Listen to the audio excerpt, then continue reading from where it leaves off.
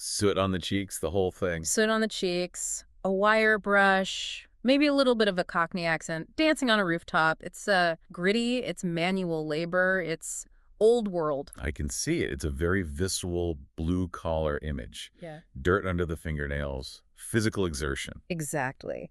Now, on the other hand, I want you to picture a quantum physicist, maybe standing in front of a chalkboard at a place like CERN or MIT, Right. calculating Schrodinger's equation, trying to determine the probability of a particle existing in a specific state. Okay, that is a completely different universe. You've got soot on one side and subatomic particles on the other. I mean, where are we going with this? You would think so.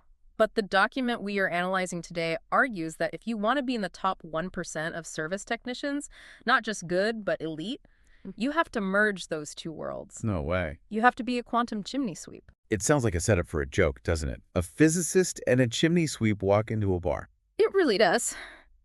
But having gone through this material, I can tell you it is anything but a joke. We are looking at a document titled The 12-Step Chimney Inspection Process by Ray Gessner, PE. A professional engineer, no less. Right. And on the surface, sure, this is a technical manual for fixing fireplaces. But underneath, it is a manifesto on human psychology, behavioral economics, and high-performance visualization. It's a masterclass in what they call the invisible game. And that is really our mission for this deep dive. We aren't here to teach you how to sweep soot out of a flue. No. If you're listening to this, you might not ever touch a chimney brush in your life, and that's fine. But we're here to unpack the high-level strategy behind the first two steps of this process. Just the first two. The foundation and first impressions. And that's a crucial distinction we need to make right up front. Ray Gessner's process has 12 steps total. We are strictly looking at step 1 and step 2 today. The actual work, the sweeping, the repairs, the technical diagnosis, the sales pitch, that doesn't even happen until much later. It's all prep. It's all prep. But the argument here is that by the time you actually open your tool bag, the outcome of the interaction has already been decided by these invisible factors. It's the idea that the sale is won or lost before the truck even pulls out of the driveway. That's it in a nutshell. So let's jump straight into the deep end. Step 1 is titled The Foundation. And it doesn't start with checking your equipment or gassing up the van. No, nothing practical like that. It starts explicitly with mindset. And not just positive thinking in a generic, self-help poster sense. The text goes straight to the metaphysical. It really does. It draws a direct line between a technician's mental state and quantum physics, specifically the concept of the observer effect. This was the part that honestly blew my mind. Walk us through how a chimney manual justifies using quantum mechanics. Because usually, those two things don't mix. Well, it's a bit of a stretch, but he makes it work. If you look at Schrodinger's work, specifically the famous thought experiment with the cat in the box. Right, the cat in the box. The core idea is about probabilities versus certainties. Until an event is observed, it exists in a state of superposition. It's just potential. It's energy and particles waiting to take form. Right, the cat is both alive and dead until you open the box and look. The act of observation forces the universe to choose a state. Precisely. Now, Gessner applies this to the service trade. He argues that the technician is the observer. The homeowner and the potential sale are the system. Okay, I think I'm following. The source argues the human thought is an active part of that quantum system. So imagine a technician driving to a job. If they are dreading it, if they're thinking this customer is going to be difficult. Or they're never going to buy a liner, this neighborhood is cheap. Exactly. They are essentially projecting that reality. They are observing the failure before it happens. So you're saying they collapse the probability wave function into failure? Yes. The source says they are unconsciously collapsing the outcome in that direction. Your expectation dictates your micro-behaviors, your tone of voice, your posture, the amount of eye contact you make. So if you expect resistance, you... What? You stand defensively? You stand defensively. The homeowner sees that defensive stance, feels uneasy, and becomes resistant. You created the reality you feared. That is profound because it suggests we aren't just reacting to customers. We are participants in creating the customer's behavior. We aren't separate from the experiment. We are the variable. We're the variable that determines which probability becomes reality. And the source bridges this scientific analogy right over to a spiritual one, which is a fascinating pivot.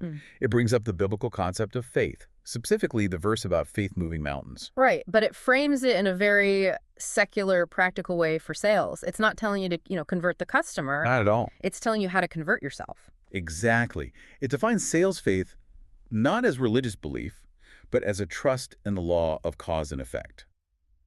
It's the belief that if you execute the process with honesty, competence, and service, Then the right result will just happen. the right result will happen without you having to manipulate it. That's a key distinction. It's not, I have faith, I will trick this person into buying. No, it's the opposite of that. It's, I have faith that if I do my job perfectly, the result takes care of itself. Exactly. It removes the desperation. When you trust the process, you aren't forcing the sale. You are allowing it to unfold. And how do you get there?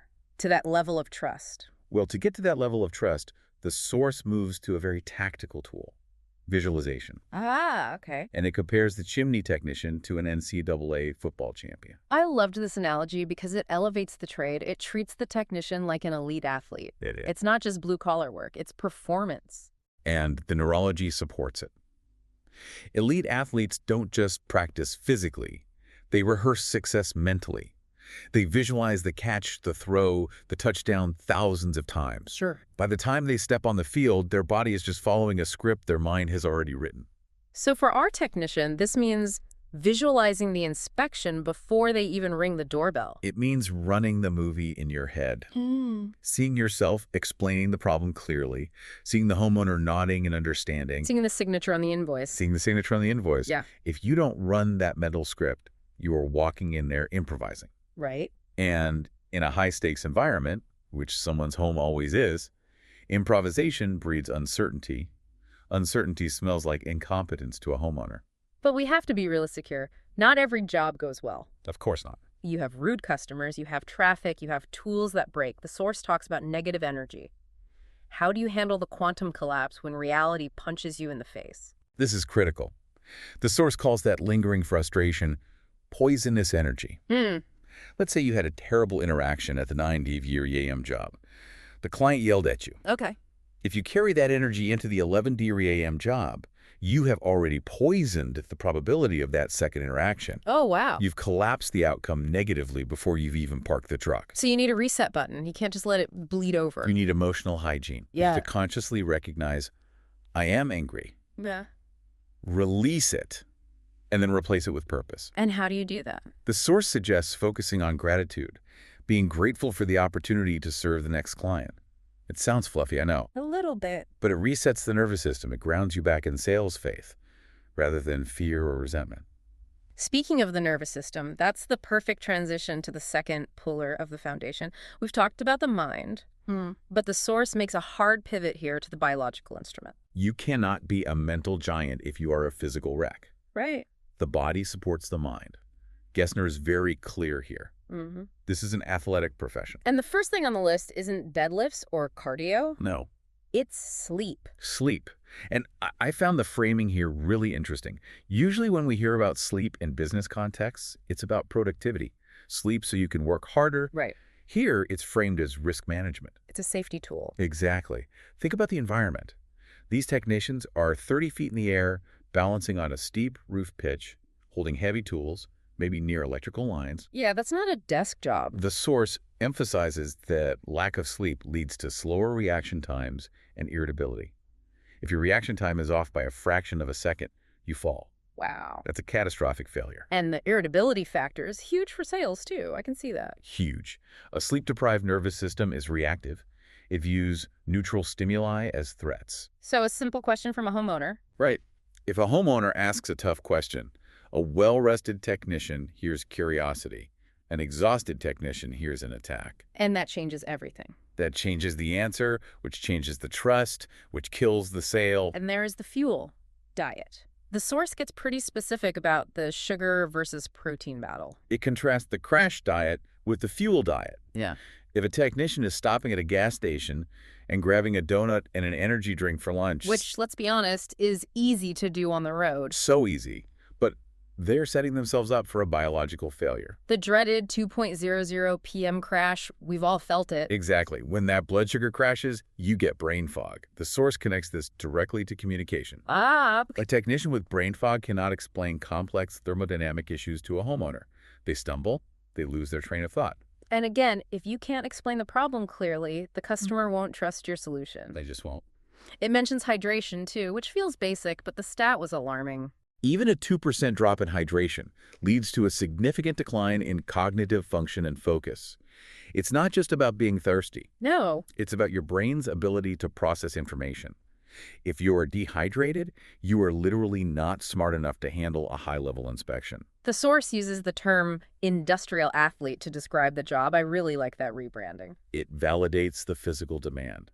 Carrying ladders, balancing on roofs, this requires core strength, flexibility, and stamina. For sure. The source argues that physical conditioning isn't just about vanity, it's about longevity, protecting your spine. But there is a vanity aspect to it, or rather a signaling aspect. The subconscious signal a fit body sends to a client. Right. It argues that a fit body communicates discipline. It signals self-respect. If I open the door and see someone who clearly takes care of themselves, my subconscious assumes they will take care of my home. And if they look neglected? I assume they will neglect the details of the job. It's that invisible communication again. Everything speaks. Everything speaks.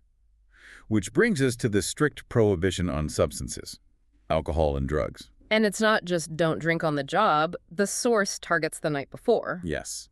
It says even moderate alcohol consumption the night before disrupts REM sleep. It prevents the brain from fully recovering. Interesting. So you might not be hung over in the traditional sense, but your processing speed is dulled.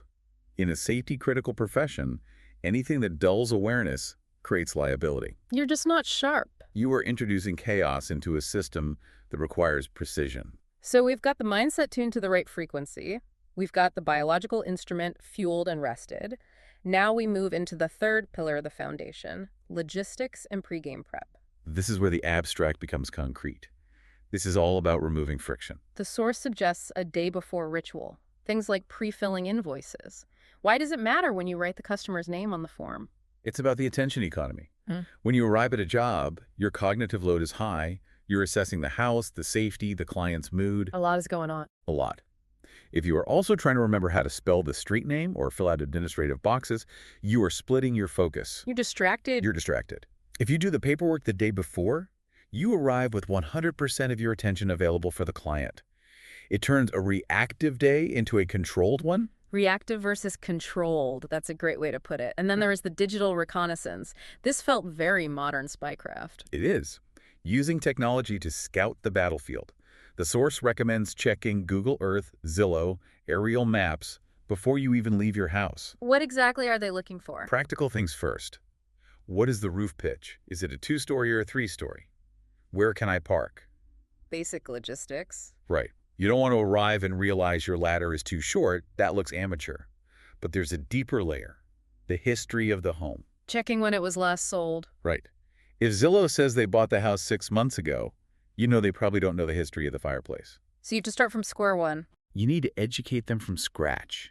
If they've lived there for 20 years, they know every quirky draft and rattle. That changes your entire conversation script. And checking the service history prevents the most annoying thing in customer service, redundancy. Nothing kills trust faster than asking, so when was this last swept? When your company swept it last year. Oh, that's bad. It shows you don't know who they are. Knowing the history builds immediate authority. It says, I know you, I know your home, and I'm prepared. The source puts a lot of weight on the first client momentum. Why is that first job so important? The argument is that the first appointment sets the tone for the whole day. If you start sloppy, maybe you're late, maybe the truck is messy, you stay sloppy. The entropy sets in. The entropy sets in. Exactly. Let's talk about the truck. The source calls it a rolling billboard for your mindset. It is. A messy truck implies a messy mind and messy work. But the detail I really appreciated was about the equipment.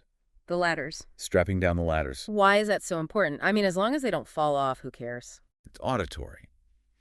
Imagine you are a homeowner. You hear a truck rattle up the driveway, clang, bangs, screech. Yeah. Things are sliding around. You instinctively tighten up. You think, this is chaotic. It sounds like a junk wagon. Exactly. Now imagine a truck that pulls up silently. Everything is secured, no rattles. It communicates precision. It's subconscious. It communicates that this person cares about their equipment, so they will care about my house. Loose equipment signals carelessness. Okay, so we have built the foundation. The mindset is right, the body is ready, the recon is done, the truck is silent. Now we transition to step 2, the greeting. We are physically arriving at the home. This is the arrival protocol, and this is where the rubber meets the road. First up, timing. What's the rule? Arrive about 5 minutes early. Just 5 minutes. Why not 15 if you're so efficient? Because 15 minutes early is annoying. The homeowner might be finishing breakfast or getting dressed. You become a nuisance. You're putting pressure on them. Exactly. But 5 minutes is the sweet spot. It gives you time to collect your thoughts, but you aren't lurking. However, the real pro move here is the communication before you arrive. The video text. This is brilliant. Sending a video text 10 minutes out. Hi, I'm Nate. I'm the technician coming to your home. Here's my face. I'm on my way. That completely destroys the stranger danger instinct. It does. Usually when the doorbell rings, our primitive brain goes, who is it? Is it a threat? By sending the video, you've already introduced yourself. You are familiar. I know who to expect. By the time you knock, they already know what you look like and sound like. The anxiety barrier is gone. And then we have parking psychology. I honestly didn't know parking had a psychology until I read this. Oh, it does. It's subtle but powerful. The rule is never block the driveway. Even if the driveway is empty? Even if it's empty. And certainly never block a car in. Why? What's the thinking there? It's about freedom. Even if the homeowner has no intention of leaving, seeing a large service truck blocking their exit creates a subtle, unconscious feeling of being trapped. It triggers a low-level fight-or-flight response. You want the homeowner to feel in control. Leaving the driveway open signals, I am a guest, I am not taking over your space. That is such a tiny detail, but I can see how it reduces friction. Sales is all about removing friction. And before you get out of the truck, the source mentions the neighborhood scan. The diagnostic mindset begins before you leave the seat. You look at the neighbor's chimneys. What are you looking for? Are the crowns deteriorated? Are the caps missing? Are there rust stains on the chase covers? Why does the neighbor's chimney matter? Because houses in the same neighborhood were often built by the same builder at the same time, using the same materials. Ah, so it's pattern recognition. It is. If the 3 houses next door all have rusted chase covers, there is a high probability this one does too. You are building a hypothesis before you even see the client's fireplace. Okay, now we're physically stepping out of the truck. Section 5. Step 2. Greeting the client. The approach. This is theater. And I don't mean that in a fake way. I mean it's a performance of professionalism. The source talks about the walk. Homeowners watch. They look through the blinds. They check the Ring camera. They are judging you before you knock. Right. The source warns against 2 extremes. First, the zombie walk. Walking too slow, dragging your feet. Which looks lazy. Or disinterested. I don't want to be here. Yeah. It's a bad vibe. But the other extreme is the SWAT team walk. Walking too fast, rushing the door. Which looks aggressive. Or anxious. I'm in a hurry to get this over with. The walk must be purposeful. Head up, shoulders back, moderate pace. I am here to do a job and I am ready. Now the debate of the century. Knock or doorbell? The source is firmly team knock. Really? In the age of smart doorbells? Especially now. But the reasoning is about control. Doorbells can be jarring. They are loud. They startle pets. Ah, the dogs. You ring a bell. Suddenly 3 dogs are barking. The baby wakes up. The homeowner is stressed before they even open the door. Chaos. Chaos. Yeah. A firm, polite knock is controlled. It's less intrusive. Yeah. You want the energy to be calm. Okay, you've knocked. Now let's talk about the stance. This was fascinatingly specific. This is geometry. The source says you step back to create personal space. Don't crowd the door. But then you turn your body slightly to the side. You don't square up. Why not? No. Standing square shoulders parallel to the door is a blocking stance. It's what security guards do. It can feel confrontational subconsciously. Interesting. Turning slightly to the side is open. It's non-threatening. It's what we call a collaborative angle. It welcomes the homeowner into the space rather than blocking them. And you smile and wait. Patience.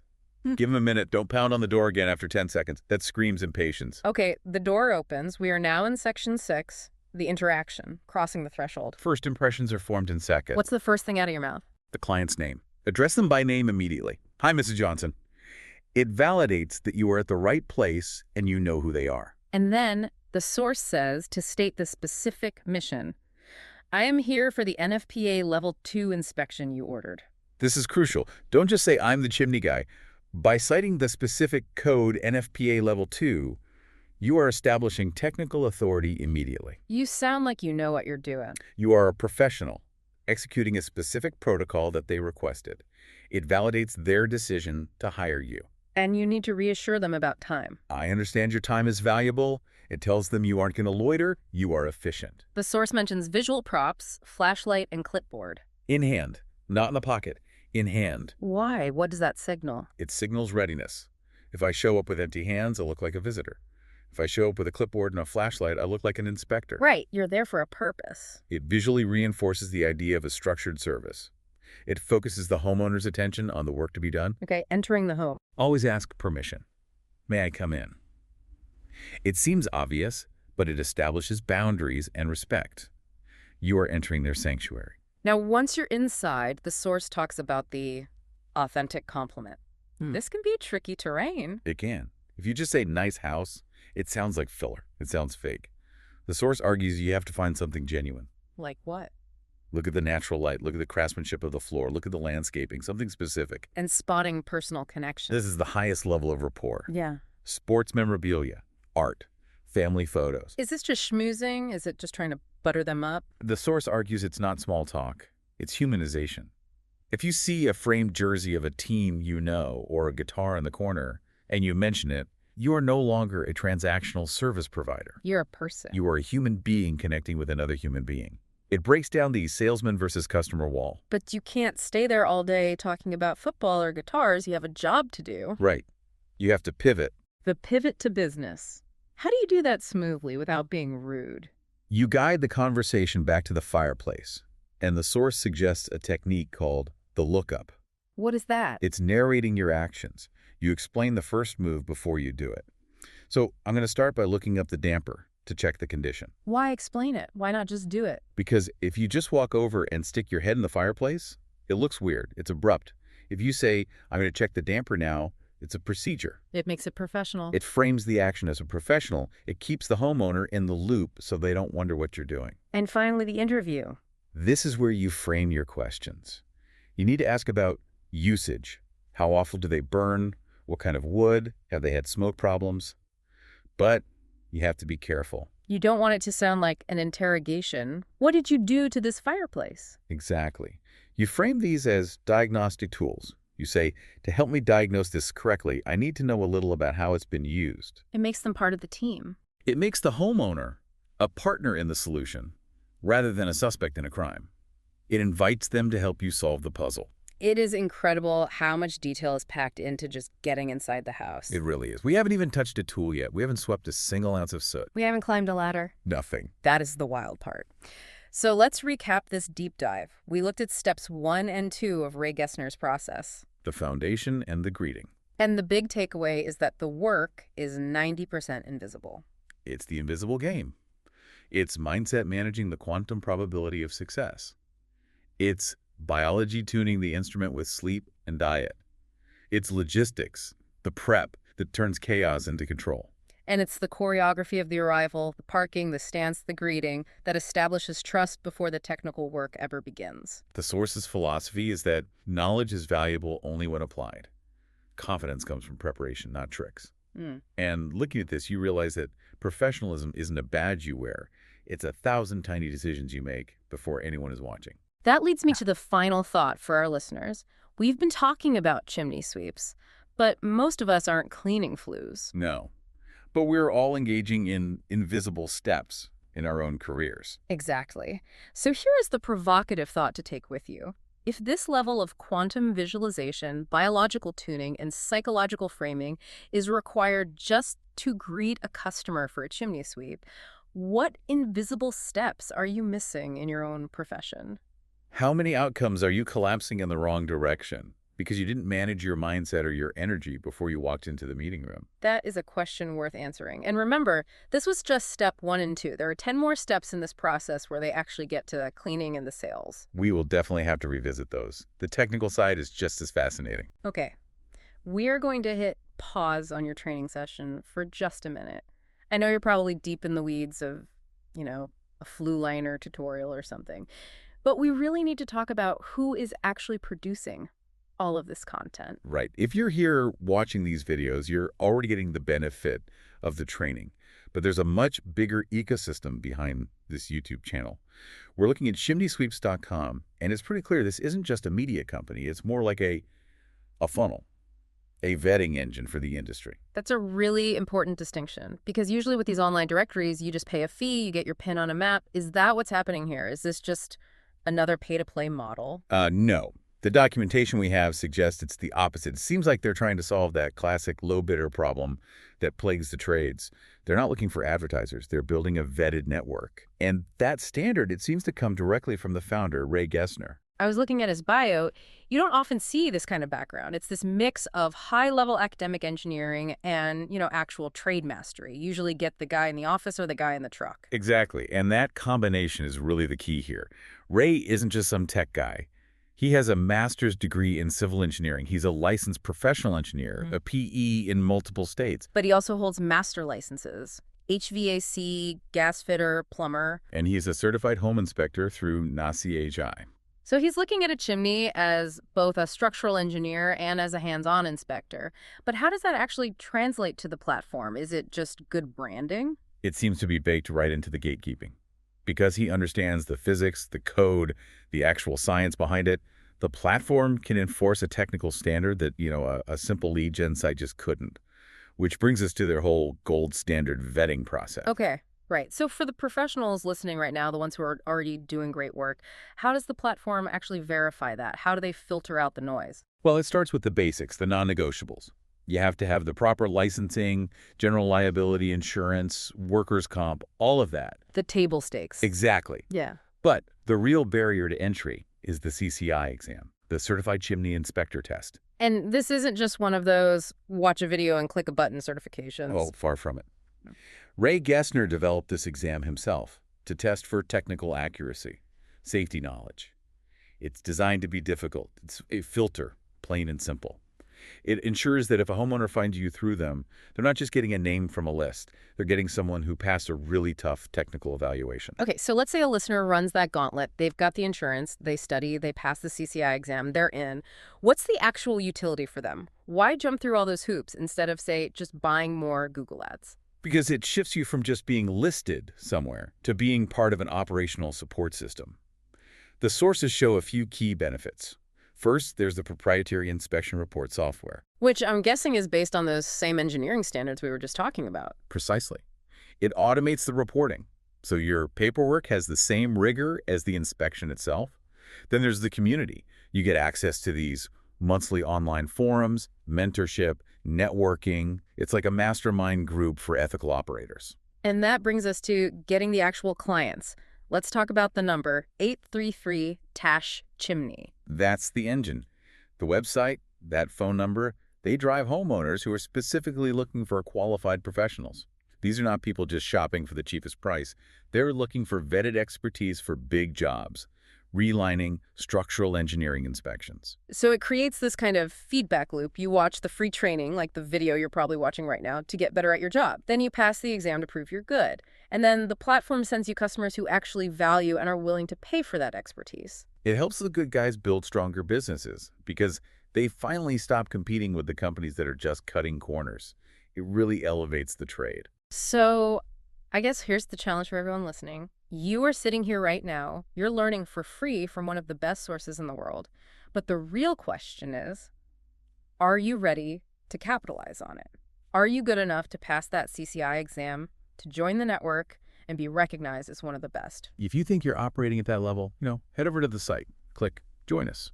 All right, we'll let you get back to your training now. Thanks for listening. Step number 3. Now, I have to be honest with you. When I first looked at the stack of research for this deep dive and I saw the title of Step 3, my brain just kind of shut off. I can imagine. It's formally known as the client questionnaire.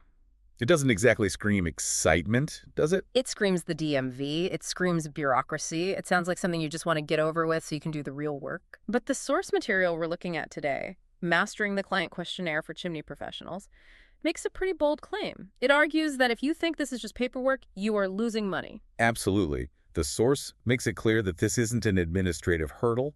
It's actually the foundation of the entire interaction. So the mission for this deep dive is to figure out why. We want to understand how a simple piece of paper step 3 can transform a transactional service call into a genuine relationship. And how it can find problems before you even pick up a tool. Exactly. How asking the right questions can reveal invisible technical problems before a technician even touches a flashlight. That's the key. The source outlines that step 3 serves two distinct purposes at the same time. And most people only get the first one.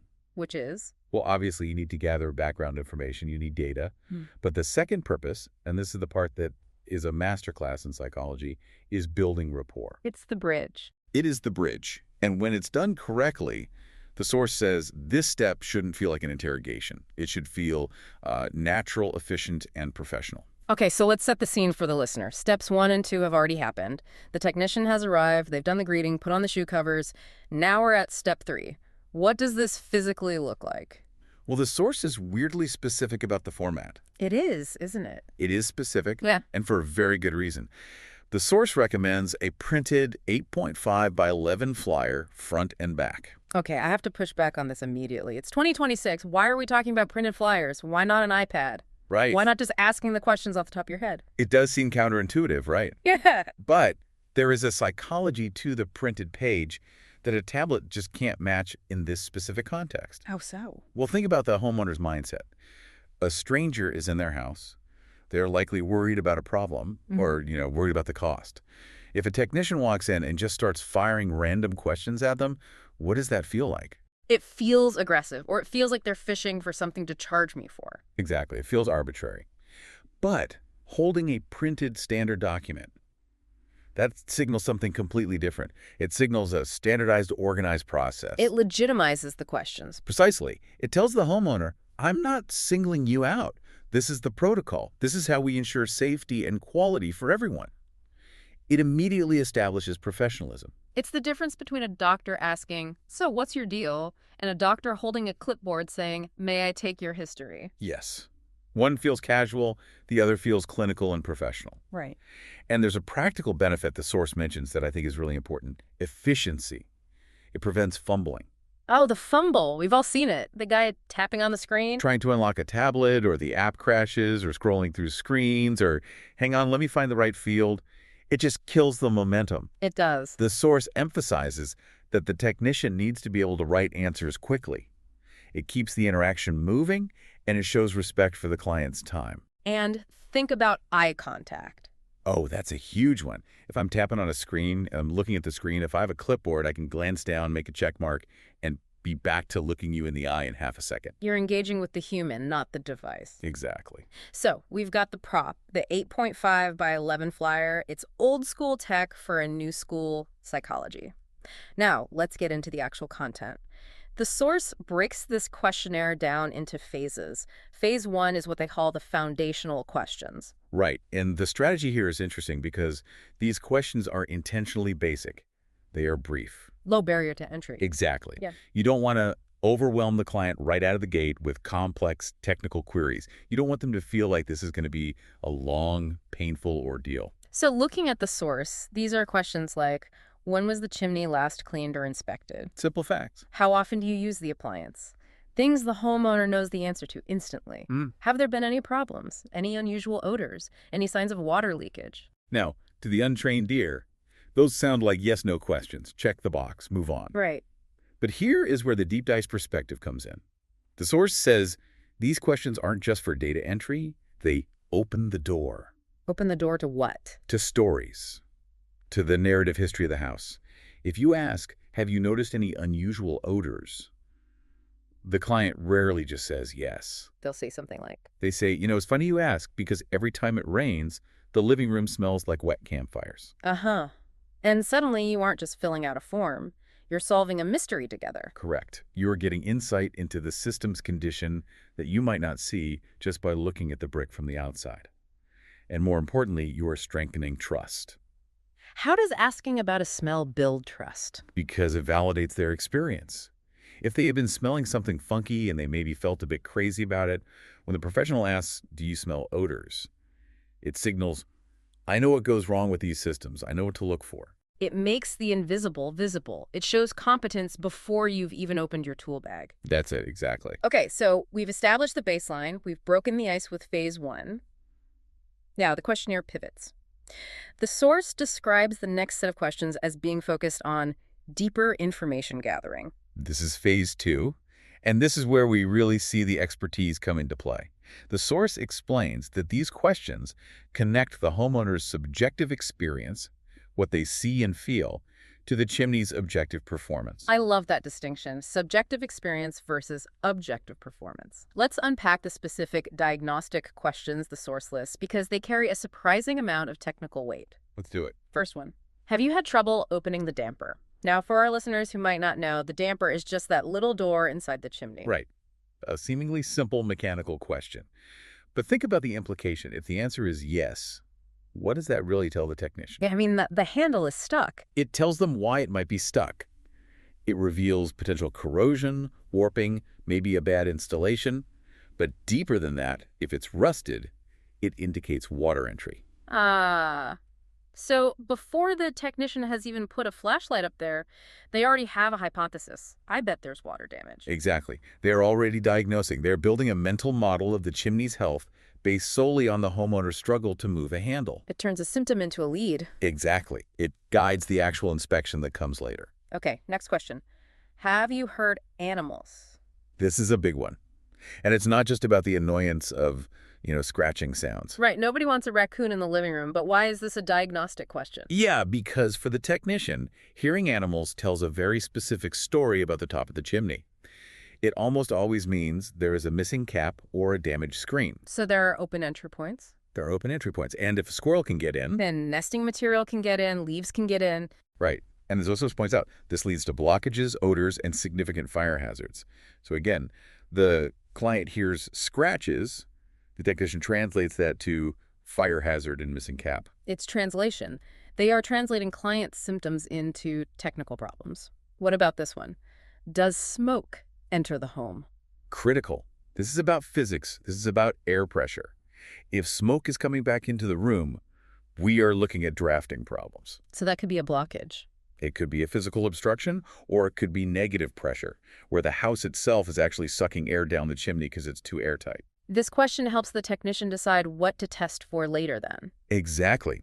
If the client checks yes for smoke, the technician knows they need to perform a draft test. They need to look at the stack effect. They aren't going in blind. And then there's trouble starting or keeping a fire going. This points to airflow analysis. It could be a flue sizing issue. Maybe the flue is too small for the fireplace opening. Or maybe, like we said, the house is starving for air. Starving for air, meaning a house is so sealed up for energy efficiency that the fire can't breathe. Exactly.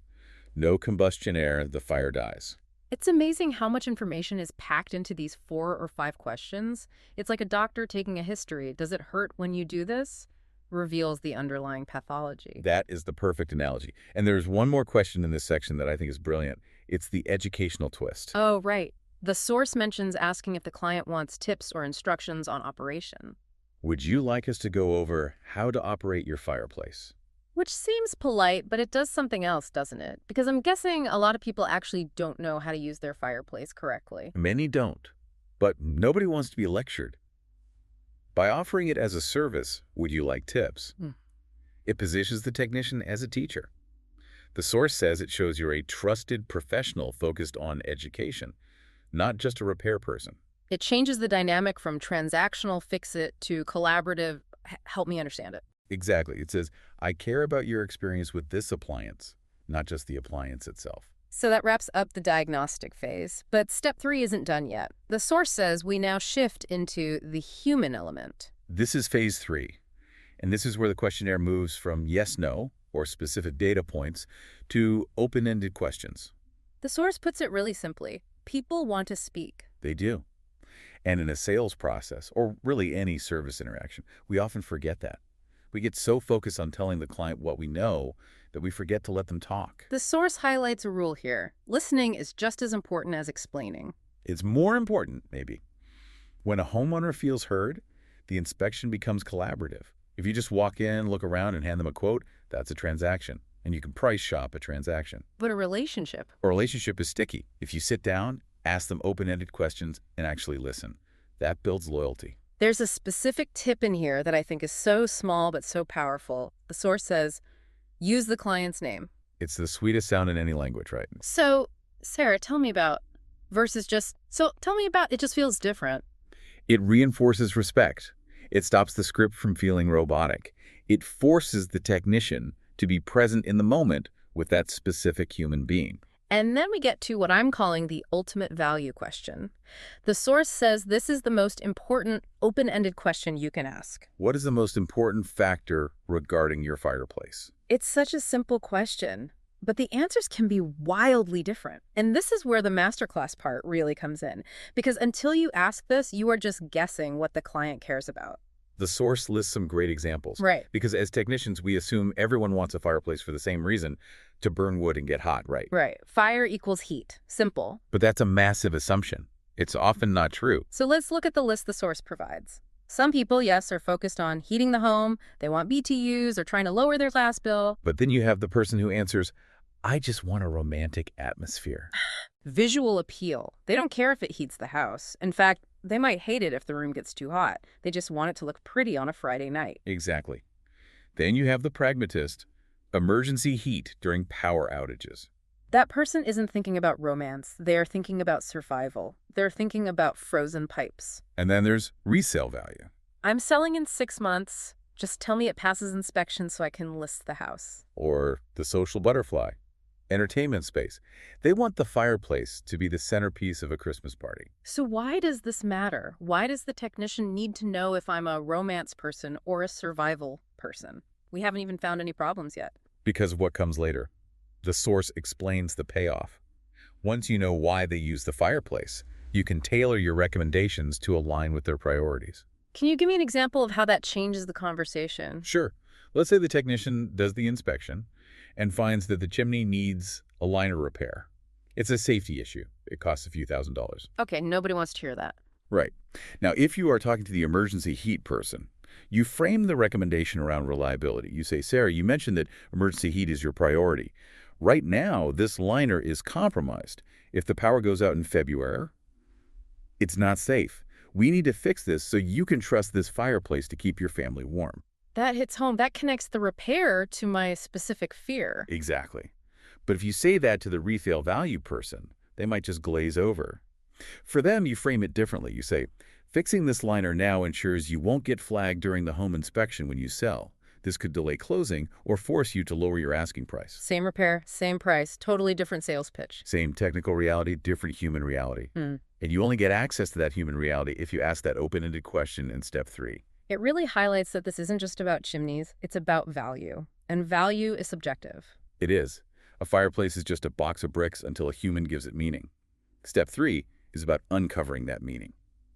If you try to sell efficiency to a romance client, you will lose the sale. Because you're solving a problem they don't have. Precisely. You have to solve the problem they care about, not just the mechanical problem you see. So let's zoom back out. We've gone through the physical flyer, the foundational questions, the diagnostics, and the value discovery.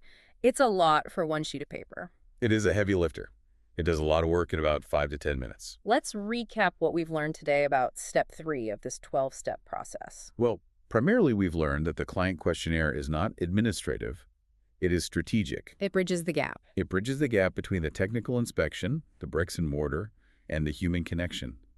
It gathers the clues, the odors, the damper issues, but it also gathers the values. Romance versus heat. And for the technician, or really anyone in a service role, it establishes that crucial authority. That's the key takeaway for me. A strong technician understands that the questionnaire is the moment where trust is established. You could be the best sweep in the state, but if you haven't built rapport in those first 10 minutes, the client won't trust your recommendations later. It prevents the used car salesman vibe. Exactly. Because you aren't pushing, you are listening. Yeah. You are diagnosing based on their input. It's collaborative. It creates a partnership. It moves you from being the help to being the expert. I love that. We've talked a lot about chimneys today, but this applies to almost everything. It really does. Doctors, mechanics, consultants. Think about this. If you skip this step, if you skip the questions and go straight to looking at the problem, you might fix the machine, But are you actually solving the problem the homeowner cares about? That's the question. Perhaps the most broken part of a system is often the user's understanding of it or their anxiety about it. And you can't fix that with a screwdriver. You can only fix that by asking questions first. You have to diagnose the person before you diagnose the appliance? Exactly. Something to think about the next time you're eager to jump straight to the solution. Sometimes the question is more powerful than the answer. We are diving into step 4 of Ray Gessner, PE's 12-step sales process. And that phrase sales process, it's important to clarify that. Right. It might make you think of marketing, but in Ray's world, the sale is the result of a really rigorous engineering assessment. The sale is safety. And step 4 is the foundation, the interior chimney inspection. And it is so crucial to frame it that way. When we say inspection, I think the average person imagines a guy sticking his head in the fireplace for, 10 seconds with a flashlight? A quick glance, sure. But Ray Gessner's process, and especially the NFPA 211 standards we're referencing today, they describe something completely different. This isn't a glance, it's a diagnostic. We're looking for clues. Clues about thermodynamics, structural history, material science, all of it. It's a full health check for the lungs of the house. And we're being very specific today, focusing strictly on the interior. We aren't getting on the roof yet. Not yet. We are standing right there on the hearth rug.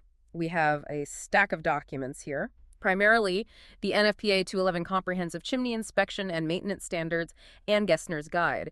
And the mission is to understand what is happening inside that masonry box. The reason we start inside is it's logical. It's the order you encounter the system in the field. You walk in the front door, you greet the homeowner, and there it is. The fireplace. The fireplace. The hearth is the handshake. It really sets the tone for the entire inspection. You know, I was reading through these notes and I had this kind of epiphany. I've probably looked at 1,000 fireplaces in my life, at friends' houses, in rentals, my own home, and I realized I have never actually seen what I was supposed to be seeing. That's a very common experience. There are dangers hiding in plain sight that I was completely oblivious to. That is the common experience, I think. We see the aesthetic, the brickwork, the mantle, the idea of a crackling fire, but we miss the geometry. And in chimney safety, geometry is destiny. Geometry is destiny. I like that. It's true. The dimensions of the box, the angle of the walls, the ratio of the flue, these things determine whether the smoke goes up and away or if it spills back into your living room. Or worse. Ignites the structure of the house behind the walls. Exactly. So let's unpack this. Our goal today is to peel back those layers. We want to understand not just what the code says, it needs to be 20 inches deep, but why? Why does the math matter? Why does physics dictate the code? Because when you understand the why, you stop seeing a bunch of arbitrary rules, and you start seeing the laws of thermodynamics in action. Okay, let's set the scene. We're inside, we're standing in front of the unit, and sometimes what we see isn't a traditional open masonry fireplace. Sometimes we see, a relic. Like a ghost. We see the ghost of the 1970s staring back at us. Ah, yes. The wood stove insert. This feels like the perfect place to start because it really needs a bit of a history lesson. To understand why these are inspected the way they are, we have to travel back to, 1973, the energy crisis? Right. The geopolitical landscape changed overnight. Oil prices went through the roof. People were panicking about heating costs. And suddenly, there was this massive, culturally driven return to burning wood. It was about self-reliance. It was self-reliance, it was a way to beat the system, and it created a gold rush. But for cast iron and steel? Sales surged by orders of magnitude. And anytime you have that kind of explosive demand in a market, you get two things. You get innovation, and you get a lot of corner cutting. So people were buying these heavy steel boxes. I'm thinking of brands like Fisher. They were legendary for their weight and durability, and they were just shoving them into existing fireplaces. Shoving them in. And this brings us to what the industry calls the slam dunker. The slam dunker. It sounds like a basketball move. It does. But I have a feeling it's not something you want in your living room. Definitely not. A slam dunker is where you take that stove, you slide it into the firebox, and you seal up the front with some kind of faceplate. That's it. Wait, that's it? That's the insulation. There is no pipe connecting the stove to the chimney flue up at the top. You just have the stove venting its smoke directly into that big, cold masonry firebox cavity behind it. So the smoke leaves the stove and just hangs out in that big open space? It spills into this large, cavernous space, the old firebox, the smoke chamber, before it eventually, hopefully, finds its way up the flue liner. And this is where the physics of failure kicks in. We have to talk about resonance time and expansion. Okay, let's unpack that. What's happening to the smoke in that cavity? So hot gas leaves the stove. It's expanded, it's buoyant, it wants to rise. But when it hits that big, cold masonry cavity, it expands even further to fill the volume. It's a basic principle of thermodynamics. When a gas expands that rapidly, it cools down rapidly. It's called adiabatic cooling. And cool smoke moves slower. Much slower. Yeah. It becomes sluggish, it loses all its lift, so now you have smoke just lingering in the smoke chamber. That's residence time. The longer it hangs And around. the cooler it gets, the more it condenses. And condensation in a wood-burning system equals creosote. Massive amounts of glazed creosote. We're not talking about soot here, we're talking about tar. It looks like black glass. It coats the back of the fireplace, the smoke shelf, the walls. These slam dunker installations are basically creosote factories. You're creating a fuel source for a chimney fire right behind the stove where you can't even see it. We can't easily clean it. That sounds incredibly dangerous. Which brings us to the inspection requirement in NFPA 211. If you walk into a home and see a wood stove, your #1 job is to answer the question, does it have a direct connect liner? That is the binary pass-fail. NFPA 211, section 13.4.5 is crystal clear. A solid fuel-burning appliance, which is what a wood stove is, must be connected directly to the chimney flue. You need a continuous stainless steel liner from the stove outlet all the way to the top of the chimney. You need a dedicated highway for the smoke? Precisely. You have to keep the gas contained, you have to keep it hot, and you have to keep it moving fast. Velocity is safety. If you don't have that liner, you have a defect, period. Now, here's where it gets tricky for the professional, and this was a fascinating point in the source material about liability. Let's say you're the inspector, you find a slam dunker, it's obviously dirty. The homeowner called you to sweep the chimney because they want to use it this winter, but the guidance here is what? Strictly stop work. It feels counterintuitive, right? The instinct is, it's dirty, I should clean it to make it safer for them. But the risk is that by running brushes through a slam dunker, you are going to dislodge huge chunks of that glazed creosote from the masonry walls. And because there's no liner to guide it, those chunks fall down. Where? They fall into all the concealed spaces behind and around the stove insert. You can't get a vacuum back there easily. You can't reach it. So effectively, you've just taken a dirty fire hazard that was stuck to the walls and turned it into a pile of loose debris fire hazard. A pile of tinder. You've created a pile of highly combustible tinder sitting right next to the hot steel box. So you touch it, you own it. That's the liability. Exactly. Yeah. If you clean a non-compliant system, you are taking on the liability for what happens next. The professional recommendation from Ray Gessner and the standards is to inspect it, document that it's a slam dunker with no liner, explain the fire risk, and recommend a liner installation.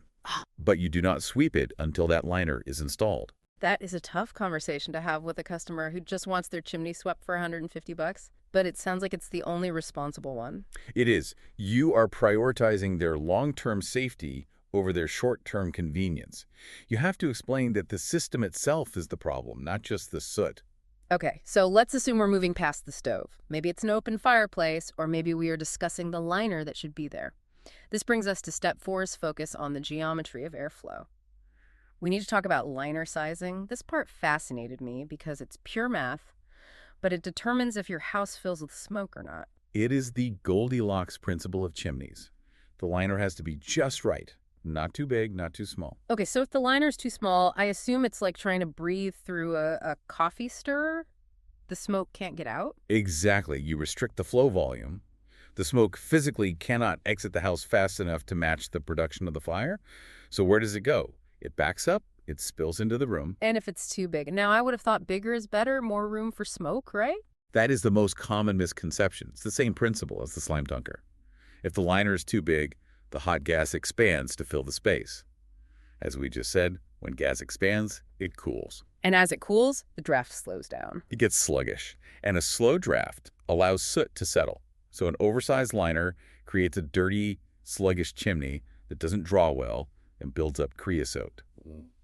We need to calculate the perfect size to keep that velocity high. And the source material gives us the formula. It all starts with the firebox opening. You get your tape measure out, width times height. That gives you the square inches of the opening where the fire lives. That's your baseline, your input. You compare that number to the cross-sectional area of the flue liner, the tubes of smoke actually goes up. And this is where the shape of that liner changes all the rules. This was the aha moment for me. Not all shapes are created equal. The sources list 3 categories: round, square, and rectangular, and they have different required ratios. Let's break them down because this is critical. Round is king. In the world of fluid dynamics, which is what we are dealing with here, a circle is the perfect shape. Why is round so much better? Vortices. Think about water draining out of a bathtub. It naturally forms a spiral, a vortex. Smoke does the exact same thing as it rises. It wants to spiral. A round liner allows that natural vortex to form with almost zero friction. It is the smoothest, most efficient highway for smoke. So because it's so efficient, the code allows it to have a smaller ratio. Right. If you have a round liner, the area of that liner only needs to be 1/12 the size of the firebox opening. It can be smaller because it flows so much better. It handles the traffic more efficiently. Okay, so round gets a 1:12 ratio. What about square, like a clay tile? Square is. It's okay. But think about the corners. A fluid spiraling up a square tube doesn't get into the corners effectively. Those corners become dead zones. They create turbulence and drag. They slow everything down. So you're losing efficiency right there in the corners. You are. So to compensate for that drag, you need a slightly larger pipe. The code requires a square liner or a rectangle with a very limited aspect ratio, less than 2:1 to be 1/10 of the firebox opening. A 1:10 ratio. And then we get to the problem child. The problem child, yes, the rectangle. Specifically, a rectangle with an aspect ratio greater than 2.1. So it's more than twice as wide as it is deep. Like a really flat, wide mail slot. Exactly. And these are just terrible for airflow. The smoke tries to spiral, but it keeps slamming into the long, flat walls. It creates massive turbulence. It cools down rapidly because there's so much surface area relative to the volume of gas. So the physics is fighting you every single inch of the way up. It is. And because these are so inefficient, the code requires them to be huge. They have to be at least 1/8 of the firebox opening. Wow, that's a significant jump. 1/12 for round versus 1/8 for a long rectangle. It really shows you how much physics respects geometry. If you try to vent a large fireplace with a skinny rectangular flue, you are just asking for trouble. So as an inspector, following Ray Gessner's step 4, you're literally standing there with your tape measure. You measure the opening, you look up the flue, you identify the shape, and you do the math. If those numbers don't match the required ratio, that's a code violation. It's a functional defect. It's a prediction of performance. If the numbers are wrong, the fireplace will likely smoke or build up dangerous levels of creosote. And you have to document that before the homeowner lights a single match. Okay, so let's step back from the flue for a second and look down at our feet. The hearth. Now, I always thought the hearth was just a decorative thing, where you put your fireplace tools and the log carrier. Very common thought. But the source material calls it a life safety feature. It is absolutely a life safety feature. Its only job is to be the demilitarized zone between the fire and your combustible floor. Your carpet, your hardwood. Exactly. We're dealing with contained fire, but fire wants to get out. Logs roll, embers pop, sparks fly. The hearth extension is the catcher's mitt. And there's a very specific threshold here in the code regarding the size of the fireplace. The magic number is 6 square feet. Correct. This is a critical dividing line. If your firebox opening is smaller than 6 square feet, you are in the standard category. Which is most fireplaces, I'd imagine. Most average suburban fireplaces, yes.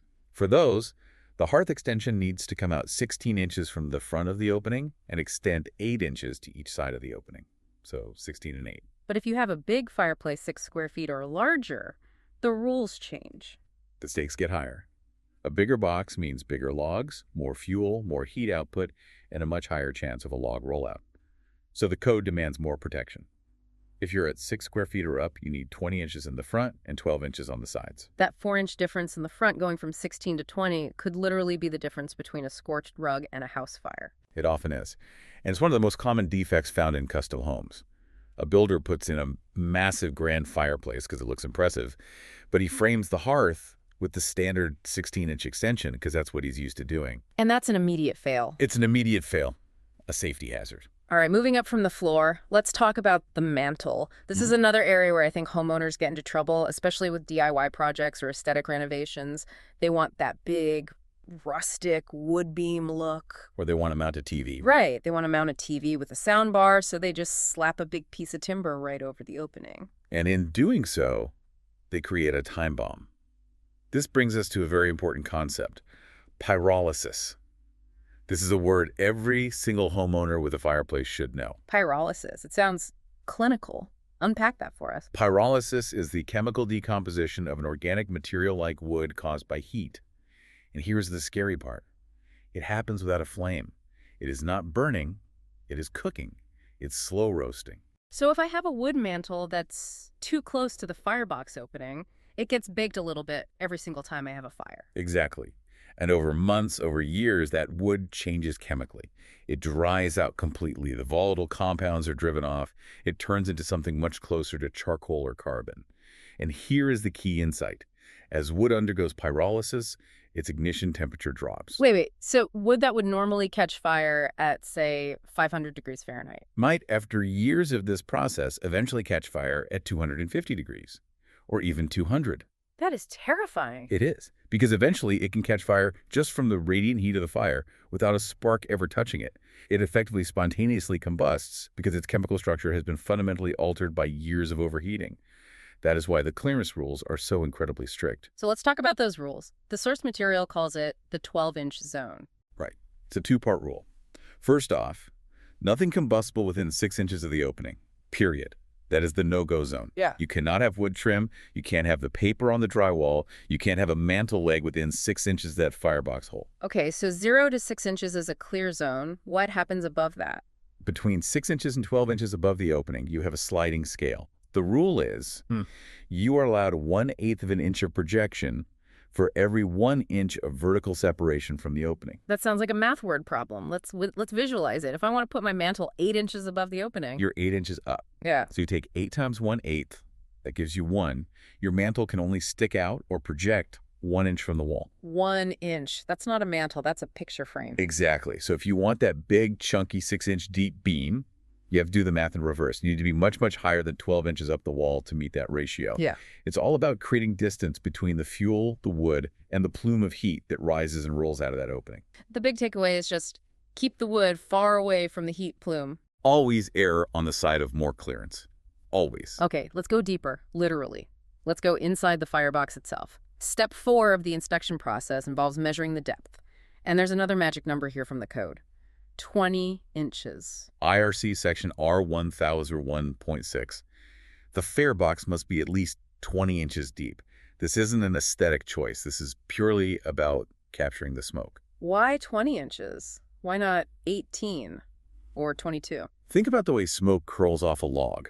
It doesn't go straight up like a laser beam. It rolls. It's turbulent. It expands. If the box is too shallow, say 16 inches deep, that rolling smoke doesn't have enough room to complete its turn backward and then go up the chimney. It hits the top and spills out. It rolls forward, hits at the top lintel, and it spills right out into the room. We call it smoke back. Smoke back. And shallow fireboxes are the #1 cause of smoke back. It's a pure geometry failure. You can't cheat physics.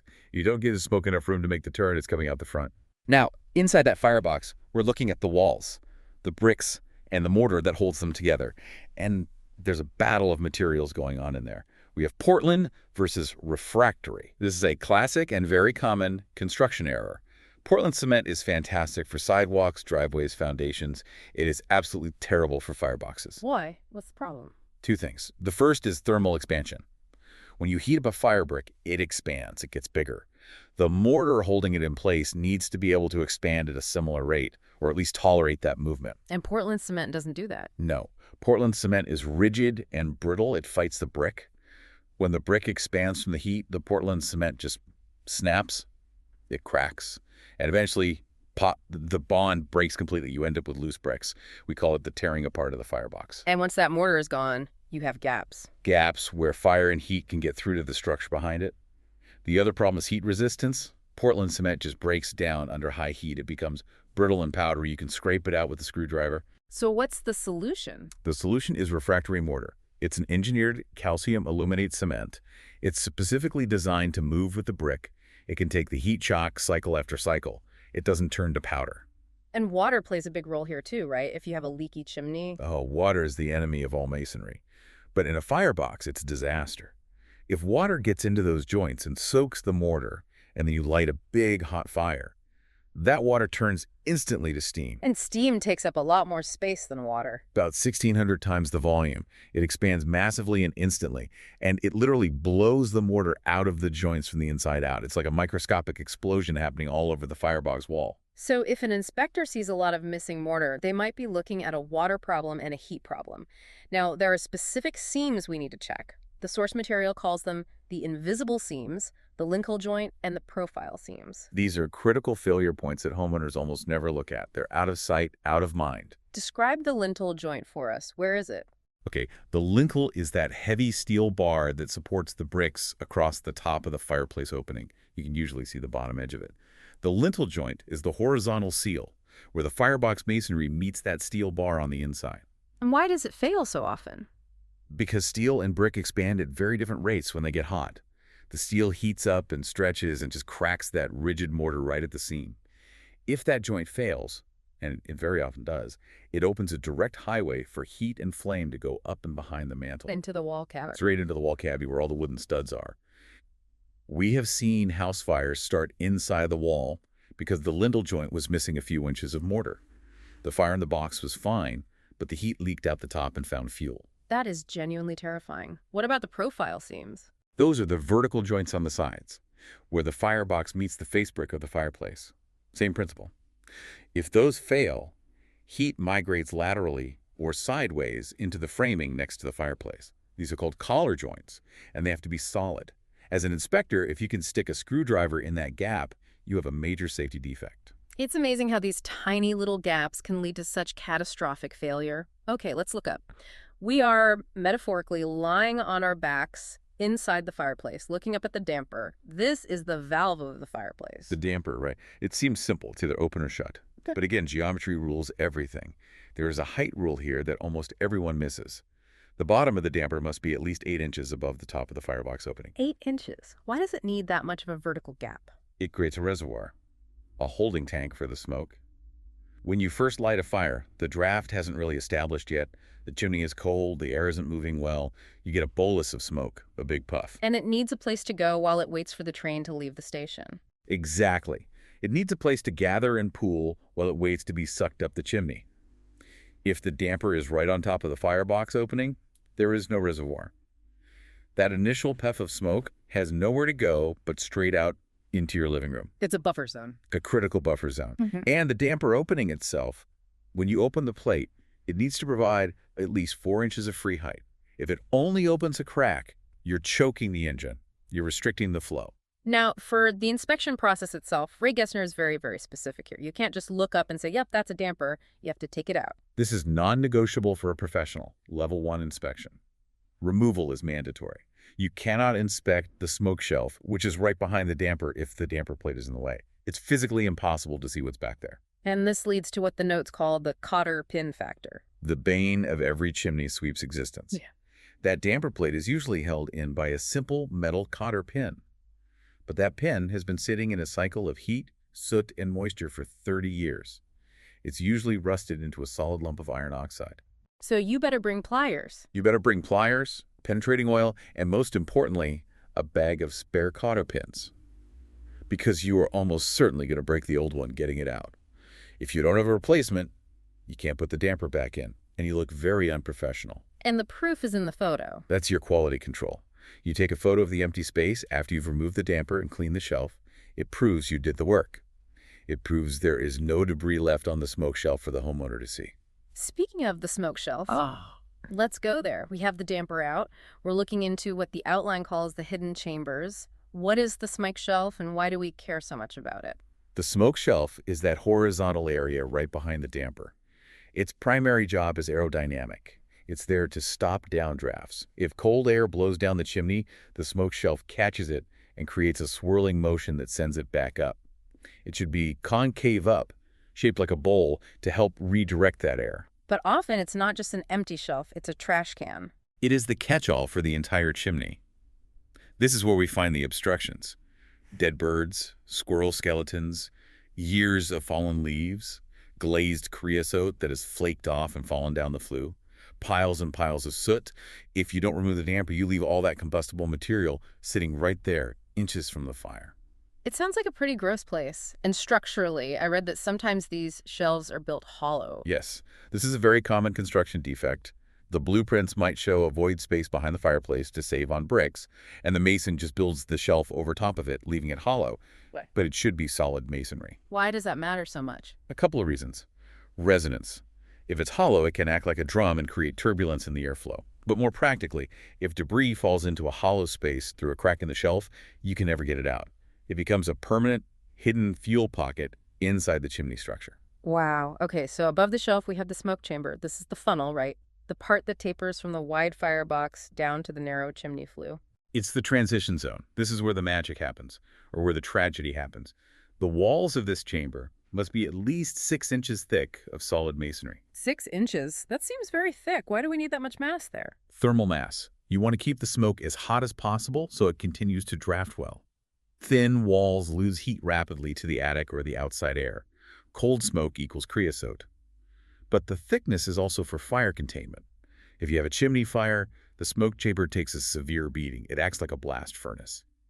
You need that 6 inches of mass to stop that intense heat from transferring through to the house framing. And the angle of those walls matters, too. You can't just have a flat ceiling that goes to a hole. No, absolutely not. The incline cannot be more than 30 degrees from vertical. It has to be a steep, gradual slope upwards. Why 30 degrees specifically? If it's too flat, like a 45-degree angle, the smoke hits it and stalls out. It creates an eddy like water hitting a big rock in a stream. That turbulence slows the draft. You want a smooth, fast slide up to the flue entrance. And speaking of smooth, the code uses this very specific term, parged smooth. Parging. It just means coating the masonry, the bricks or blocks, with a layer of refractory mortar to make it smooth like plaster. A lot of masons leave the bricks corbelled. Like Lego blocks, sort of stair-step. Exactly. And those little 90-degree steps are terrible for airflow. They create friction. Every single step is a speed bump for the smoke. And they create little corners that trap creosote. The code is clear. Parge it smooth. Make it aerodynamic. We want laminar flow, not turbulent flow. So we've checked the firebox, we've pulled the damper, we've cleared the smoke shelf, and we've inspected the chamber walls. Now we're at what the outline calls the launch pad, the bottom flue tile support. This is the critical junction. This is where the big masonry box ends and the clay liner begins. It is the very first piece of the chimney flue system. And how do we inspect this? We're still standing in the living room. We can't see up there. We use technology. You put a camera or even just your smartphone on an extension stick, high-tech selfie stick, basically, and you send it up through the damper opening. You scan that first flue tile, maybe the second one too. What are we looking for? What's the telltale sign of a problem? Cracks. Specifically vertical cracks. That usually indicates a thermal shock event. A chimney fire has happened here. We're looking for misalignment. Is the tile sitting straight on the one below it? We're looking for missing mortar in the joints between the tiles. Why is this one specific tile so important? Because it takes the most abuse. It gets the hottest, the fastest. It experiences the most violent thermal expansion and contraction. If the launch pad is cracked, there is a 99% chance the rest of the rocket, the entire liner going up the chimney, is broken too. It's the canary in the coal mine. It is the check engine light for the whole system. Damage at the first tile immediately triggers a recommendation for a full level 2 inspection, which means sending a camera all the way to the top. But you can catch that initial warning sign right from the hearth. It is absolutely incredible how much information is packed into these first few feet of masonry and clay. We haven't even stepped outside yet. We haven't. And that's the whole point of this step. The interior inspection tells you the story of how the system breathes. Is the throat open? Is the geometry correct? Is the structure sound? If the interior fails the inspection, what's happening on the exterior doesn't matter yet. You have to fix the heart of the system first. So let's synthesize this a bit. We're looking at a system that is basically fighting a war on 2 fronts. Yeah. Heat and gravity. That's a really great way to put it. We started with the wood stove checking for that direct connect liner to prevent the 1970s creosote nightmare, which is all caused by cooling gases. We did the math on the liner size, remembering that round is king because it allows for those natural vortices. We measured the hearth to make sure the fire stays on the floor, not on the carpet, understanding that bigger fires need bigger buffers. We checked the mantle for pyrolysis, that silent, scary chemical change that turns perfectly good wood into tinder over time. We measured the firebox depth to prevent smoke back.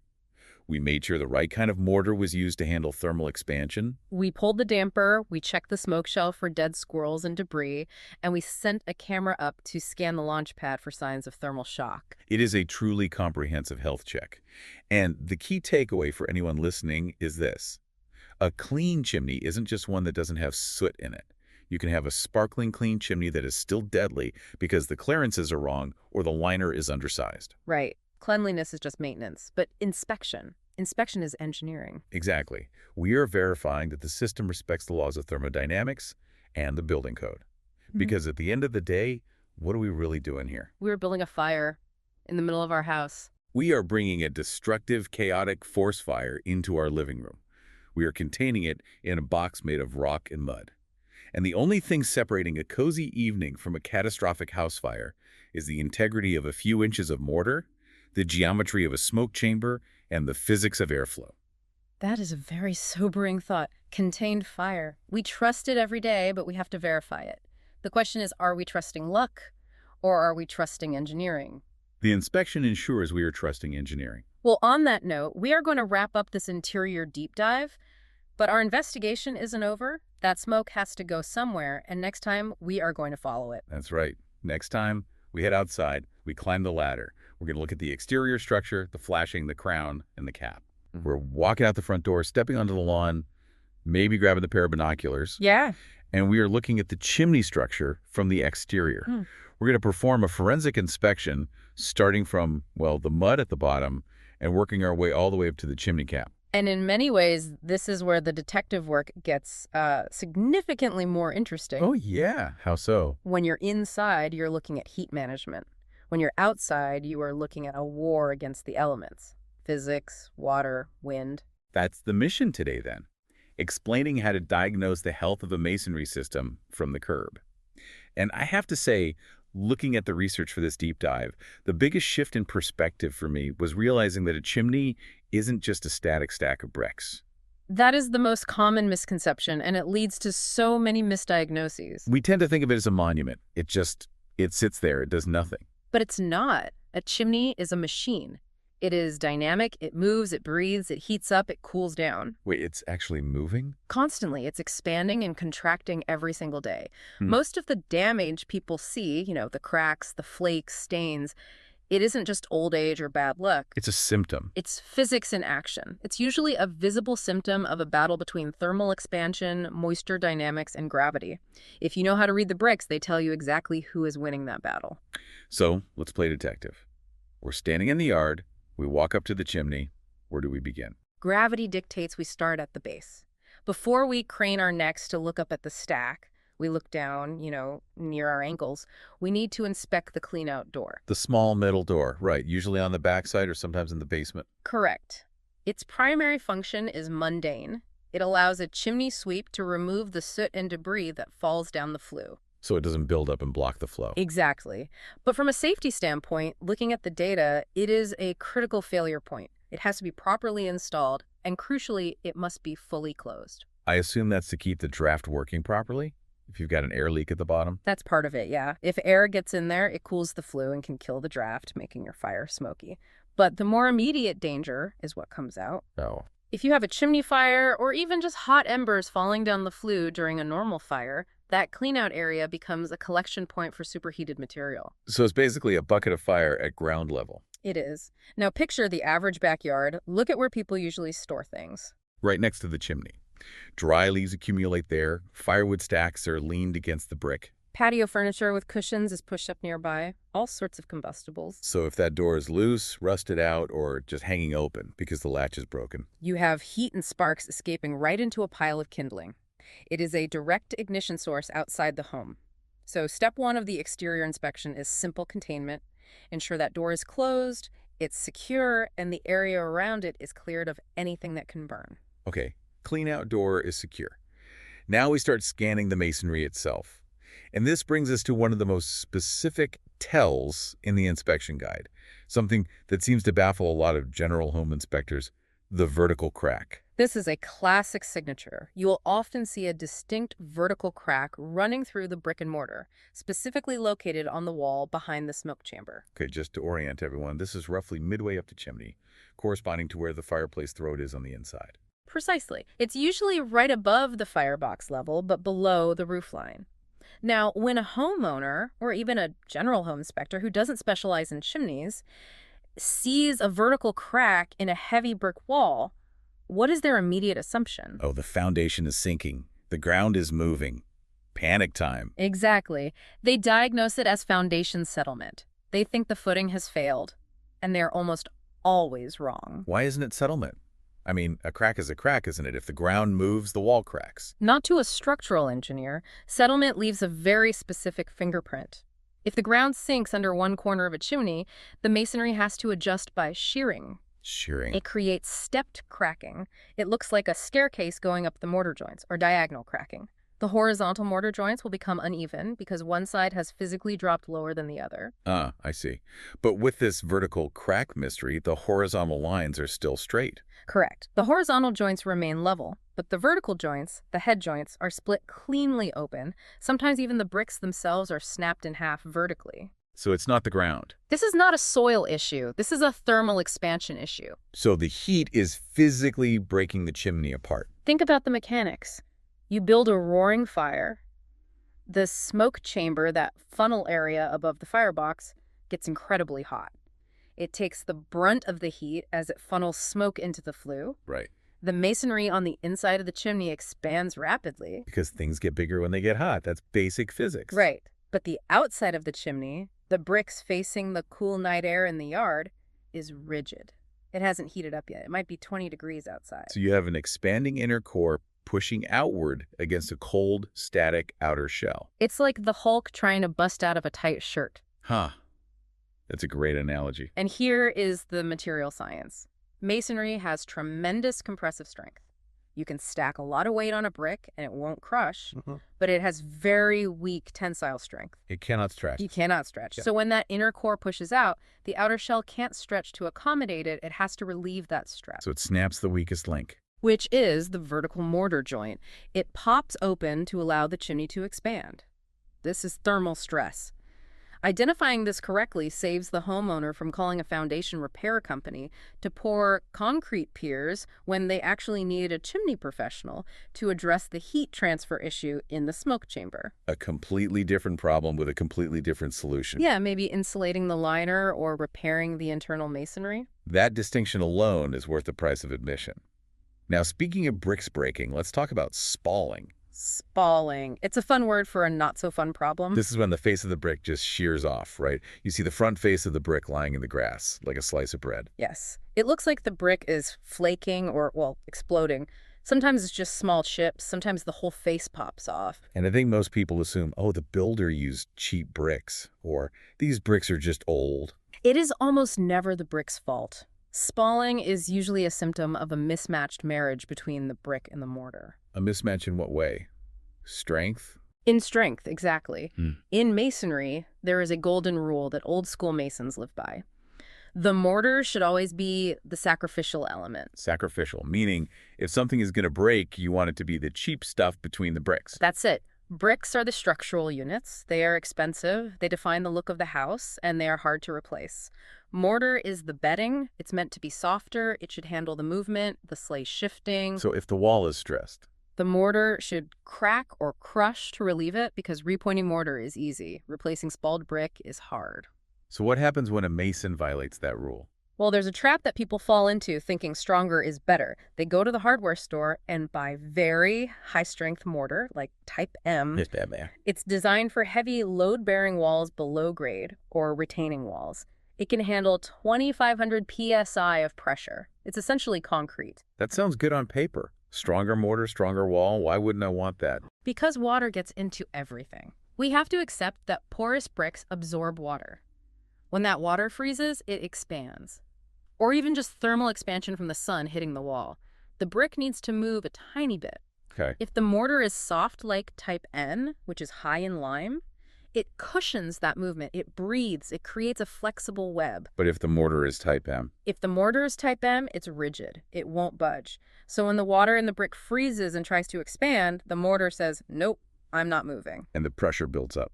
Inside the brick, until the only place it can go is out the front face. The face of the brick literally explodes off. Wow, so the hard mortar effectively crushes the brick from the inside out. It forces the brick to destroy itself. And here's the kicker.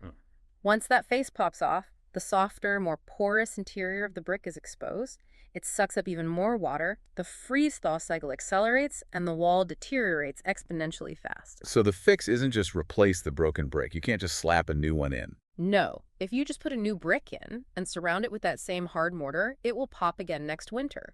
You have to stop the water source first, and we'll get to that. But then when you repair it, you have to repoint the wall with the correct mortar. A softer, more breathable one. Exactly. You need a softer, breathable type N that allows the wall to exhale. Breathability seems to be a recurring theme here. It is the theme. A masonry chimney is not a submarine. It's not meant to be watertight in the sense of holding water out 100%. It's meant to manage moisture, absorb it, and release it. If you trap it, you destroy the structure. That transitions us perfectly to our next section because you mentioned stopping the water source. We need to talk about how water actually gets in. And I'm looking at this note on separation joints and capillary action. This is where physics really turns against you. We tend to think of leaks as big holes, you know? A missing shingle or a giant crack. Something obvious. But in masonry, a tiny hairline crack between the brick and the mortar can be worse than a big hole because of capillary action. Okay, explain that mechanism for us. Imagine a very thin glass tube, or a straw. If you put it in a cup of water, the water climbs up the tube on its own, fighting gravity. Right, surface tension. That's capillary action. Surface tension pulls the fluid into the narrow space. So a hairline crack acts like that tube. Precisely. When the bond between the brick and mortar breaks, usually due to that differential movement we discussed, the expansion and contraction, it creates a microscopic gap. Just a tiny little line. But when rain hits the chimney and runs down the face, it doesn't just skip over that crack. That gap acts like a vacuum. It sucks the water inward and upward. So the wall is actively drinking the rain. It is. It pulls moisture deep into the masonry system. From there, it migrates down and eventually shows up as a leak in your firebox or smoke chamber. And because the entry point is so small, you might not even see it with the naked eye unless you're looking closely for that separation line. How do we fix a vacuum leak like that? Do we just smear more mortar on it? You can, but it might just crack again. If it's extensive, you repoint, you cut out the bad mortar, and put in new mortar to reestablish the bond. But for minor separation, the modern solution is often a clear elastomeric sealant. Elastomeric. So it's flexible, it stretches. Yes. Unlike mortar, it has elasticity. You brush or spray it on, it seals the capillary path, but still allows the microscopic movement of the bricks so the bond doesn't break again. It essentially waterproofs the crack while allowing the chimney to wiggle. Now, does this water intake explain the white powder I sometimes see on chimneys? That chalky stuff. Efflorescence. Yes, that's exactly what it is. It looks like someone threw a bag of flour at the wall. It's actually salt. And it's not a cosmetic problem, it's a transportation problem. I love that phrasing. A transportation problem. Think of water as a vehicle, like a bus. Masonry materials, brick, mortar, concrete, naturally contain salts and minerals deep inside. They are harmless just sitting there. Okay. But when water saturates the brick, it dissolves those salts. The water then travels through the brick to the surface where the sun hits it. And the water evaporates. And leaves the salt behind. That white powder is the baggage the water dropped off. So when you see efflorescence, you shouldn't just think, I need to scrub that off because it's ugly. No. You should think water is moving through this chimney from the inside out. It's a flag. A big white one. It's a giant white flag. It tells you there is moisture saturation, and it helps you diagnose where the water is coming from. If the powder is all over the top, the leak is likely at the crown. And if it's in the middle? It could be condensation from the inside, like if you have a gas furnace venting into a cold chimney. The gas cools, turns to water, soaks the brick from the inside, and carries salt to the outside. So if you just scrub it off with acid and don't fix the water source, it's coming right back. You're fighting the symptom, not the disease. Let's look at the geometry of the chimney for a second. The shoulders. This is where the chimney gets skinnier as it goes up, isn't it? Yes, it reflects the internal shape of the smoke chamber, narrowing down to the flue. You have these sloped surfaces on the outside. And according to the guide, This is a major structural weak spot for leaks. It's a roof that isn't built like a roof. That's the problem.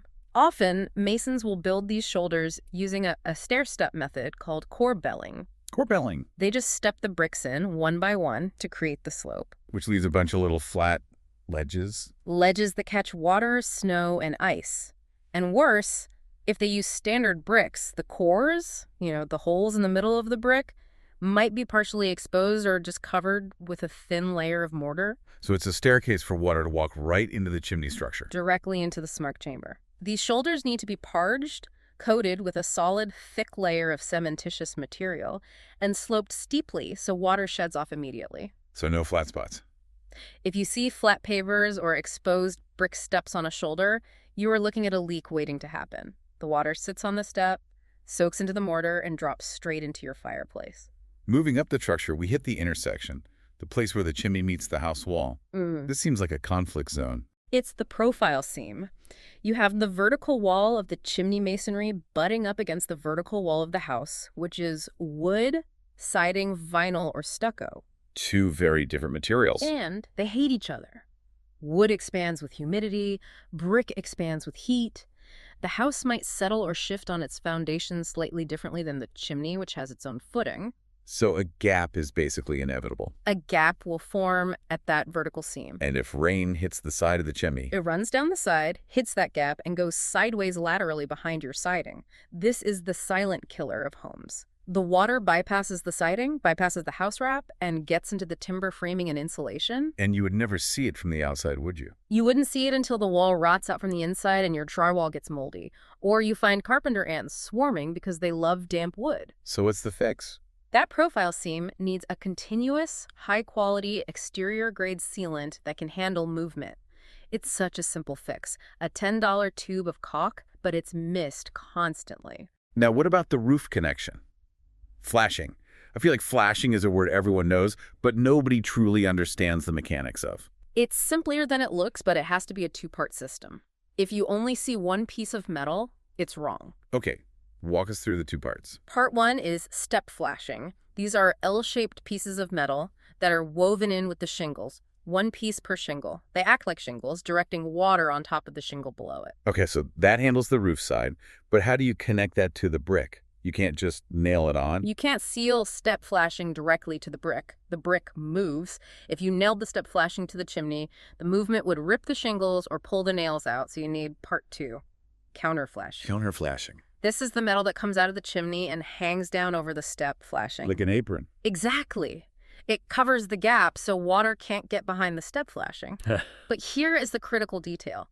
How is that counter flashing attached to the brick? I usually see it just nailed on with a thick line of caulk at the top. That is the common fail. That is the sign of a roofer who doesn't understand masonry.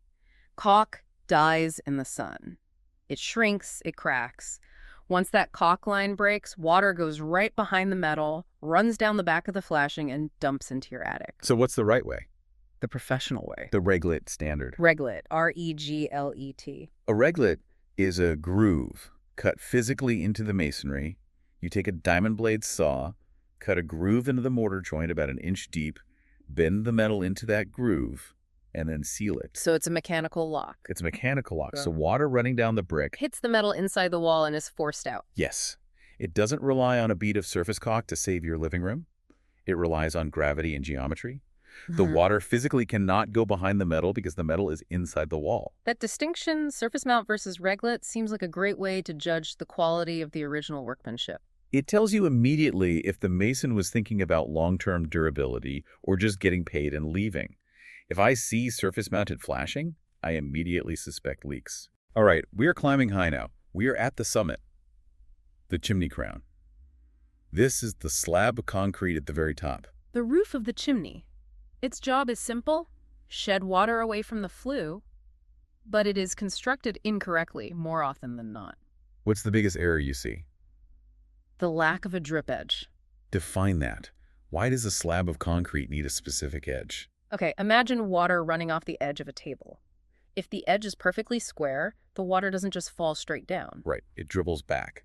Surface tension makes it curl around the edge and run underneath. On a chimney, if the crown is just a flat slab that ends flush with the brick, or even sticks out a bit but is flat underneath, the water does the same thing. It rolls over the edge, clings to the underside, and runs right down the face of the brick, which saturates the top of the chimney, leading to the spalling and leaks we talked about earlier. So how do you break that tension? A proper crown projects outward at least 2 inches and has a drip edge, literally a groove or a sharp angle cast into the underside that forces the water to break tension and drop to the roof, missing the chimney completely. It's amazing how much of this is just managing the path of a single raindrop. That's the entire game. You have to give the water a reason to leave. If you don't give it a path off, it will find a path in. There's another defect mentioned here regarding the crown, the lack of an expansion joint. This brings us right back to thermodynamics. Sticking out of the middle of that concrete crown is the clay flue tile, the pipe the smoke comes out of. Right. That flue tile gets hot, really hot. The concrete crown, however, sits in the ambient air and stays relatively cool. So one thing is expanding and the other isn't. The tile expands, the concrete doesn't. If you pour the concrete right up against the tile, hugging it tight, what happens when the tile expands? Something has to give. It cracks the crown. It splits it wide open, usually radiating out from the flue like a spider web. And once the crown is cracked, water pours in.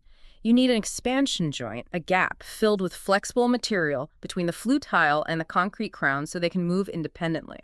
Speaking of that flue tile, there are some very specific rules about how high it should stick up. The Goldilocks height, the notes call it? Yes. ASTM standards and NFPA codes are clear here.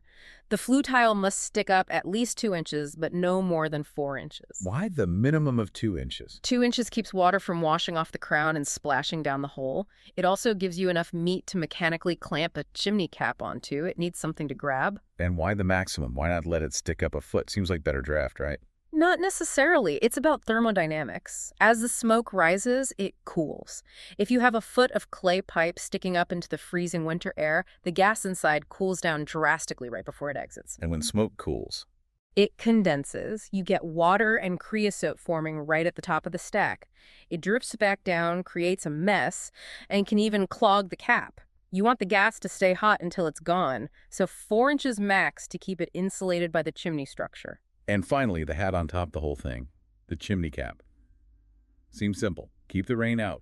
Keep the raccoons out. But there is a mesh dilemma. You need a screen to keep critters out. But if the screen is too tight, it catches soot and clogs up. So what's the magic number for the mesh size? It has to pass a 38-inch ball but block a 12-inch ball. That is a very specific window. It is.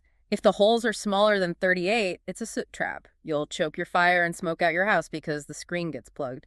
If they are bigger than 12-inch, you're running an Airbnb for squirrels and birds. Huh. And I noticed a note here about multi-flue caps. Those big metal lids that cover multiple pipes at once. A critical thing there is height. The lids, the metal roof of the cap, has to be high enough off the flue tiles. If it's too low, the smoke hits the lid and bounces back down the other flue or just creates back pressure. It can't breathe. Right. The rule of thumb is it needs to be higher than the shortest dimension of the flue it covers to breathe freely. Okay, we've reached the top. But we aren't done.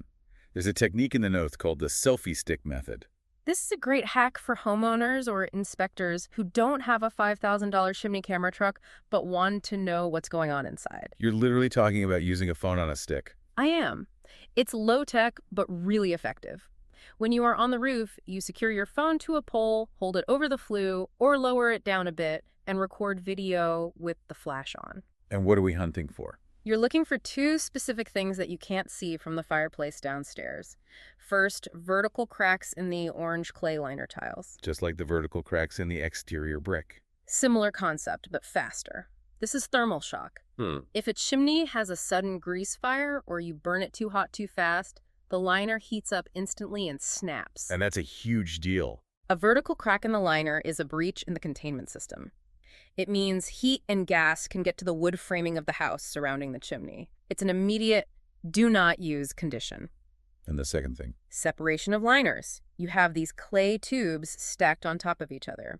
Often you will see a gap between the first one and the second one down. What does that gap form? They call it thermal ratcheting. Ratcheting. Think about how a ratchet works.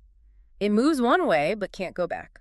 The liner heats up and expands upward. It lifts slightly. Okay. But while it's lifted, small bits of creosote or mortar debris fall into the joint.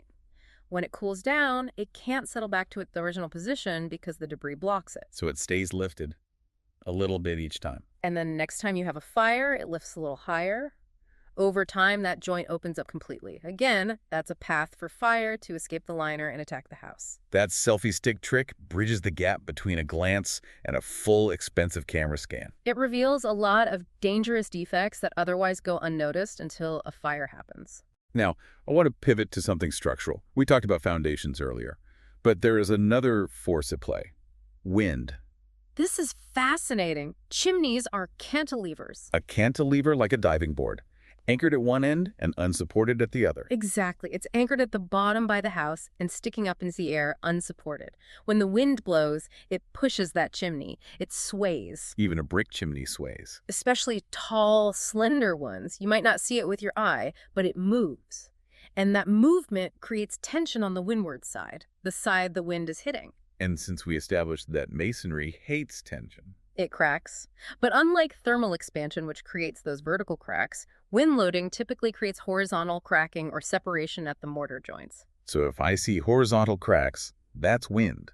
It is a very strong indicator of wind loading, and here is why this matters to you, the listener.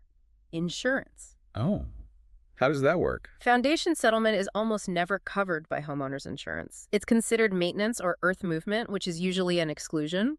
But wind damage, that is a storm event. That is often a covered loss. That is a massive difference in out-of-pocket cost. It is. If you can prove, usually with an engineer's report, that the cracking is due to lateral wind loading and rocking rather than the dirt sinking, you shift the conversation from, I have to pay $20,000 to fix this, to, this is a storm claim. That is the kind of insight that pays for itself.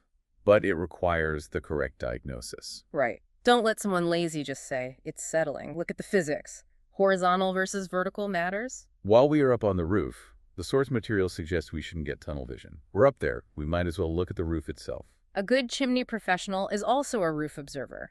You're already clipped in, you're safe, you're looking around. What else is failing? Vent booths seem to be a big one. They're rubber seals. The rubber seals are around your plumbing pipes. The sun eats rubber for breakfast. UV rays turn them brittle, they crack, and water runs right down the PVC pipe into your bathroom ceiling. It's a $20 part that causes thousands in damage. Simple to spot, simple to fix if you know to look, and then there's hail. Hail is contentious. The guide calls it the insurance game.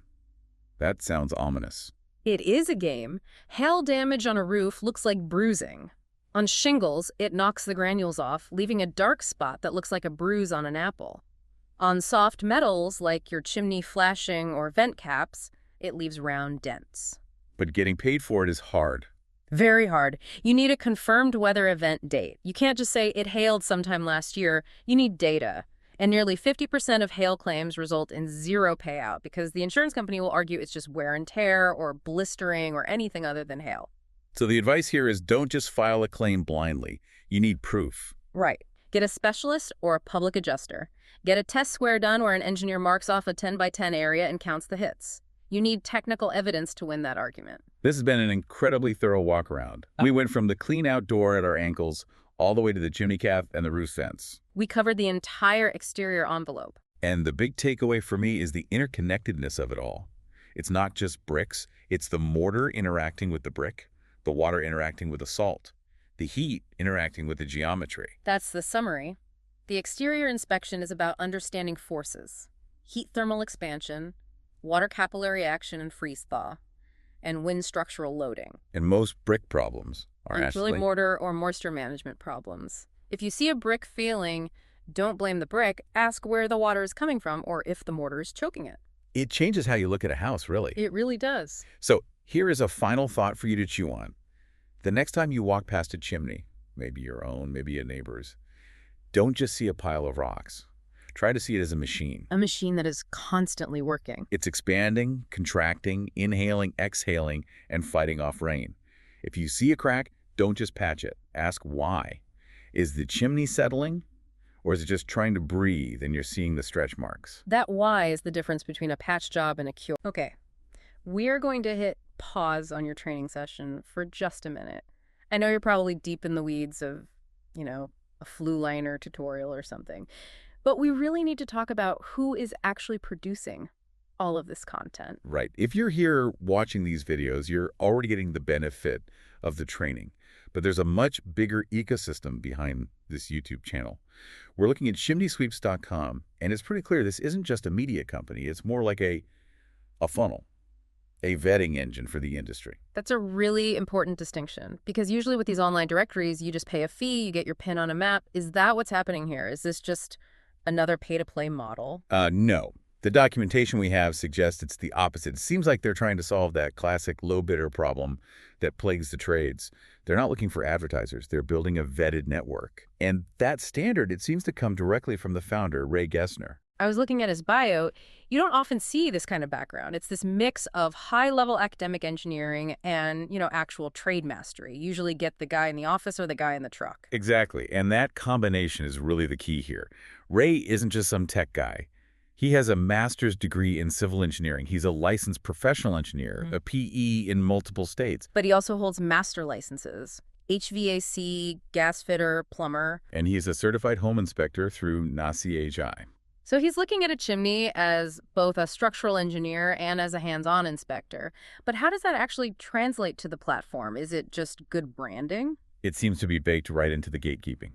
Because he understands the physics, the code, the actual science behind it, the platform can enforce a technical standard that, a simple lead gen site just couldn't. Which brings us to their whole gold standard vetting process. Okay, right. So for the professionals listening right now, the ones who are already doing great work, how does the platform actually verify that? How do they filter out the noise? Well, it starts with the basics, the non-negotiables. You have to have the proper licensing, general liability insurance, workers' comp, all of that. The table stakes. Exactly. Yeah. But the real barrier to entry is the CCI exam, the Certified Chimney Inspector Test. And this isn't just one of those watch a video and click a button certifications. Oh, far from it. Ray Gessner developed this exam himself to test for technical accuracy, safety knowledge. It's designed to be difficult. It's a filter, plain and simple. It ensures that if a homeowner finds you through them, they're not just getting a name from a list. They're getting someone who passed a really tough technical evaluation. Okay, so let's say a listener runs that gauntlet. They've got the insurance, they study, they pass the CCI exam, they're in. What's the actual utility for them? Why jump through all those hoops instead of, say, just buying more Google ads? Because it shifts you from just being listed somewhere to being part of an operational support system. The sources show a few key benefits. First, there's the proprietary inspection report software. Which I'm guessing is based on those same engineering standards we were just talking about. Precisely. It automates the reporting, so your paperwork has the same rigor as the inspection itself.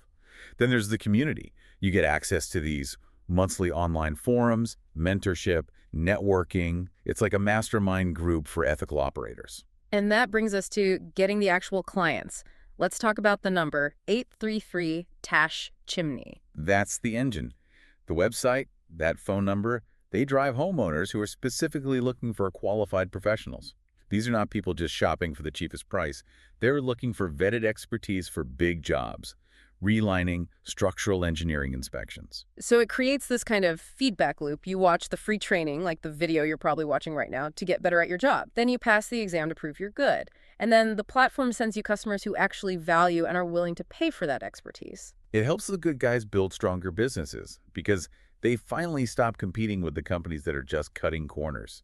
It really elevates the trade. So I guess here's the challenge for everyone listening. You are sitting here right now. You're learning for free from one of the best sources in the world. But the real question is, are you ready to capitalize on it? Are you good enough to pass that CCI exam, to join the network, and be recognized as one of the best? If you think you're operating at that level, head over to the site. Click Join Us. All right, we'll let you get back to your training now. Thanks for listening. We've done the physical inspection. Right. Today is about taking those notes, sitting down, and acting like a forensic accountant for combustion. We are verifying. That is the perfect way to frame it. The inspection is the data gathering. Verification, that's the judgment call. We're asking a very specific and very high-stakes question. Does what we saw actually meet the minimum legal standard of care? Or is that beautiful fireplace actually a ticking time bomb disguised in brick? Exactly. And we are using the NFPA 211 Level 1 standard as our rule book here. But let's be real for a second. Level 1, it sounds kind of introductory. Like Chimney 101. Is this just a quick glance, or does it actually have teeth? Oh, it has teeth. but the scope is very specific. Level 1 is defined as what's readily accessible. That means we aren't punching holes in drywall, and we aren't, sending remote-controlled cameras scanning every inch of the interior flue. Okay. We're verifying what we can see with our eyes, a flashlight, maybe a mirror, but, and this is the catch, we have to assume that what is visible is telling us the truth about what's hidden. That's the scary part we'll get to later. So let's organize this forensically. We've got our inspection notes. Let's start at the very top and work our way down. We are standing on the roof. We're verifying the termination. What are the big failures we're looking for up there? First thing you verify is the wash, or the crown. This is that slab of mortar or concrete that caps off the masonry. Most people think it's just, a roof for the chimney, but its job is actually water management. Okay, so we're just verifying that it's sloped to shed rain. It's not just about the slant, it's about the drip edge. This is a detail inspectors miss all the time. If that concrete cap stops flush with the brick, water runs down the side. And gets into the brick itself. It wicks right into the masonry, it freezes, and it just pops the faces off your bricks. You have to verify that it overhangs the structure. If you see cracks in that wash, you aren't just noting a crack. You're verifying that water has been entering that system potentially for years. And water inside a chimney is kryptonite. It's worse. It's a slow-motion crowbar. Freeze-thaw cycles just expand those cracks until the whole structure fails. While we're up here, let's talk about the cap and the spark arrestor. I feel like I see a lot of chimneys without caps. Is that an automatic fail? It's a deficiency, absolutely. But if there is a cap, we are verifying two things. Is it clear and is it legal? A spark arrestor is that mesh screen. Right, to keep embers in and critters out. Exactly. But that mesh is a magnet for soot. I've seen arrestors so clogged with creosote that the house filled with smoke because the chimney literally couldn't breathe. So you're verifying flow. Correct. If that screen is plugged, the system fails verification. Okay, let's look down the hole. We're shining our flashlight down the flue. This is the airway verification. Obviously, we're looking for blockages. But how much can you actually see from the top? Well, that depends on the chimney, and this brings us to one of the most critical rules in the Level 1 standard, the escalation rule. Let's say the chimney has an offset bend in it. Yeah. You shine your light, and the beam just hits a brick wall or fades into darkness.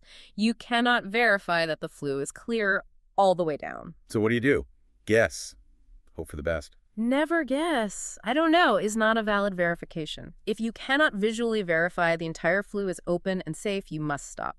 You recommend a Level 2 inspection, which involves video scanning. You cannot sign off on a Level 1 if you can't see the bottom, period. That's a powerful distinction. You can't just assume it's clear. Now let's talk about the dirt. Section A.15.3 mentions cleanliness. Does a chimney have to be spotless to pass verification? No, not at all. We aren't eating dinner off the flue tiles. We are verifying continued safe operation. A light dusting of soot is normal. What we're verifying is that there isn't a dangerous accumulation of creosote. Specifically glazed creosote, right? The shiny tar-like stuff. That's the one that's the fuel for chimney fires. If we see glaze or if we see heavy, fluffy creosote that's closing off the flue, it's an immediate fail. It must be verified as unsafe until cleaned. Okay. But here's the nuance. We're also looking at why it's dirty. Is it just dirty, or is the dirt telling us the system is sluggish? Meaning the draft is bad. Right. If I see heavy soot buildup only at the top, that tells me the smoke is cooling down too fast before it leaves. That's a system design flaw. We verify the debris not just as dirt, but as a symptom. Okay, let's climb down the ladder and look at the structure itself. The spine of the system. The liner. This feels like the part that holds everything together. It is. It's the exhaust pipe. And in masonry chimneys, one of the first things we're verifying is liner support. Support? I mean, it's a stack of clay tiles. Don't they just sit there? You'd think so, but think of a clay liner like a piston in an engine. When you light a fire, that clay heats up. Physics dictates that it must expand. It actually grows taller. Wow, okay. We verify that the liner is supported at the base but has room to move. If someone mortared it tight at the top and bottom, when it heats up, it has nowhere to go. It will bow, crack, or literally blow the side of the chimney out. A slow-motion explosion. That's exactly what it is. So we verify it's not offset, it's not leaning, and the material is compatible. You can't vent a modern gas furnace into an old unlined brick chimney. The acidic condensate will eat the mortar for lunch. So even if the bricks look fine, if the liner is wrong for the appliance, it's a fail. Immediate fail. That's suitability failure. Let's move inside the house. We're in the living room now looking at the connection between the appliance, let's say a wood stove, and the chimney wall. The connector. The bridge. This is so often the weak link in the system. What are we verifying here? Just that it's not rusty. Rust is the obvious one, sure. But we're looking at the physics of flow again. We verify slope. Heat wants to rise. The connector must slow upwards toward the chimney at least 1/4 inch per foot. And if it's flat, or it dips. The smoke stalls. Stalled smoke cools, drops creosote, and it kills your draft. And fastener. I've seen pipes just sort of shoved together. That's a huge verification failure. We check for screws at every single joint. If a log shifts in the stove and bumps the pipe and those joints aren't secured, the pipe comes apart. Then you have 800-degree exhaust pumping into your living room. That's a life safety issue right there. Carbon monoxide. Absolutely. We verify joint security for exactly that reason. What about the thimble? That spot where the pipe goes through the wall. The pass-through. This is a high-danger zone because it's often hidden. We verify that the connector doesn't just pass through raw drywall or wood. It needs a proper listed pass-through system. If you see a metal pipe going straight through a plywood wall, you stop everything. That's a house fire waiting to happen. It is a house fire waiting to happen. Okay, let's look at the appliance itself. The wood stove or the insert? You mentioned suitability earlier. Can you unpack that? It's like a marriage. We're verifying the marriage between the stove and the chimney. Let's say you have this massive old masonry fireplace, and someone shoved a small high-efficiency wood stove into it, but they didn't run a new liner all the way to the top. So the little stove is trying to push smoke up this giant coal hole. Right. The smoke exits the stove, hits that massive cold space, it expands, and it instantly cools. It stops moving, it just dumps creosote everywhere. The stove is unsuitable for that venting system. Even if the stove is new and the chimney is solid, the combination is dangerous. We verify they match. Now we get to the invisible killer. Clearances. This is the one that really freaks me out because it seems so counterintuitive. Clearance to combustibles. This is non-negotiable. We verify the distance between the hot metal of the stove or the chimney and the nearest wood studs, floors, trim, mantles. But here's the thing. People think, well, the wood isn't touching the stove and it's not charring, so it's fine. Why is that wrong? Because of a process called pyrolysis. Okay, give me the layman's version. Think of it like making toast. The heating element doesn't touch the bread, but the radiant heat turns it brown. Now imagine you have a wooden mantelpiece above a stove. It gets hot, maybe 200 degrees every night for 10 years. Right. It never burns, but that heat is chemically changing the wood. It's drying it out, breaking down the cellulose. It's essentially turning that wood into charcoal on a cellular level. So it's pre-cooking the wood. Exactly. Normal wood catches fire at around 450 or 500 degrees. Pyrolyzed wood, that mantle that's been cooking for a decade, can catch fire at 200 degrees. We verify those clearances 36 inches for an unshielded stove, for example, because we're preventing that chemical change. That is terrifying. It's a time bomb fuse that takes years to burn. And you can't see the fuse burning. That's why we use tape measures, not just our eyes. Let's pivot to the classic open masonry fireplace, the hearth. We've got a lot of specific verifications here. Start with the floor. The hearth extension. This is the non-combustible floor area right in front of the fireplace opening. We verify the sizing. This isn't just for looks, is it? No, it's ballistics. If a log rolls out or a spark pops, where does it land? The code has specific dimensions, usually 16 or 20 inches depending on the opening. We verify that if an ember pops, it lands on brick or stone, not on your hardwood floor. An undersized hearth extension is a verified defect. A very common one, especially in renovations. And then we look inside the firebox, the fire chamber. We check the fire brick and the mortar. We're looking for gaps. If you can stick a credit card into a crack in the firebox, that's a fail. Why? It seems like just a little crack. Because behind that brick is a wood frame wall. Fire is a fluid, it moves through gaps. Superheated gas can jet through that crack and ignite the studs behind the fireplace. We verify joint tightness to ensure the fire stays in the box. Look up from the firebox. The smoke chamber, that area that funnels the smoke up. This is often the ugliest part of a chimney. We verify parging. Parging, a masonry term. It just means coated with mortar to be smooth. The smoke chamber wall should be smooth and tapered. We verify that they aren't just rough core-belled steps of brick. Why does smoothness matter so much? Turbulence. If the surface is rough, the smoke drags against it. It swirls. It slows down. And when smoke slows down... it drops creosote. You got it. A rough smoke chamber is a creosote factory. We verify that it's parged so the smoke flows up efficiently. And the damper. Simple verification. Does it open fully? Does it close tightly? If a damper is rusted halfway open, you can't control the draft. If it's stuck closed, well, you find that out pretty quickly. I want to touch on the stuff that isn't brick. Factory-built fireplaces, the metal boxes, these seem safer because they're engineered, but I feel like they have their own set of problems. They do, and they are less forgiving. With a factory-built unit, we're verifying the integrity of the metal. Rust is the enemy. Where does the rust hide? Usually on the chase cover, that's the metal lid on top of the wooden box structure outside. They're often made of cheap galvanized steel. They sag, water pools, and they rust through.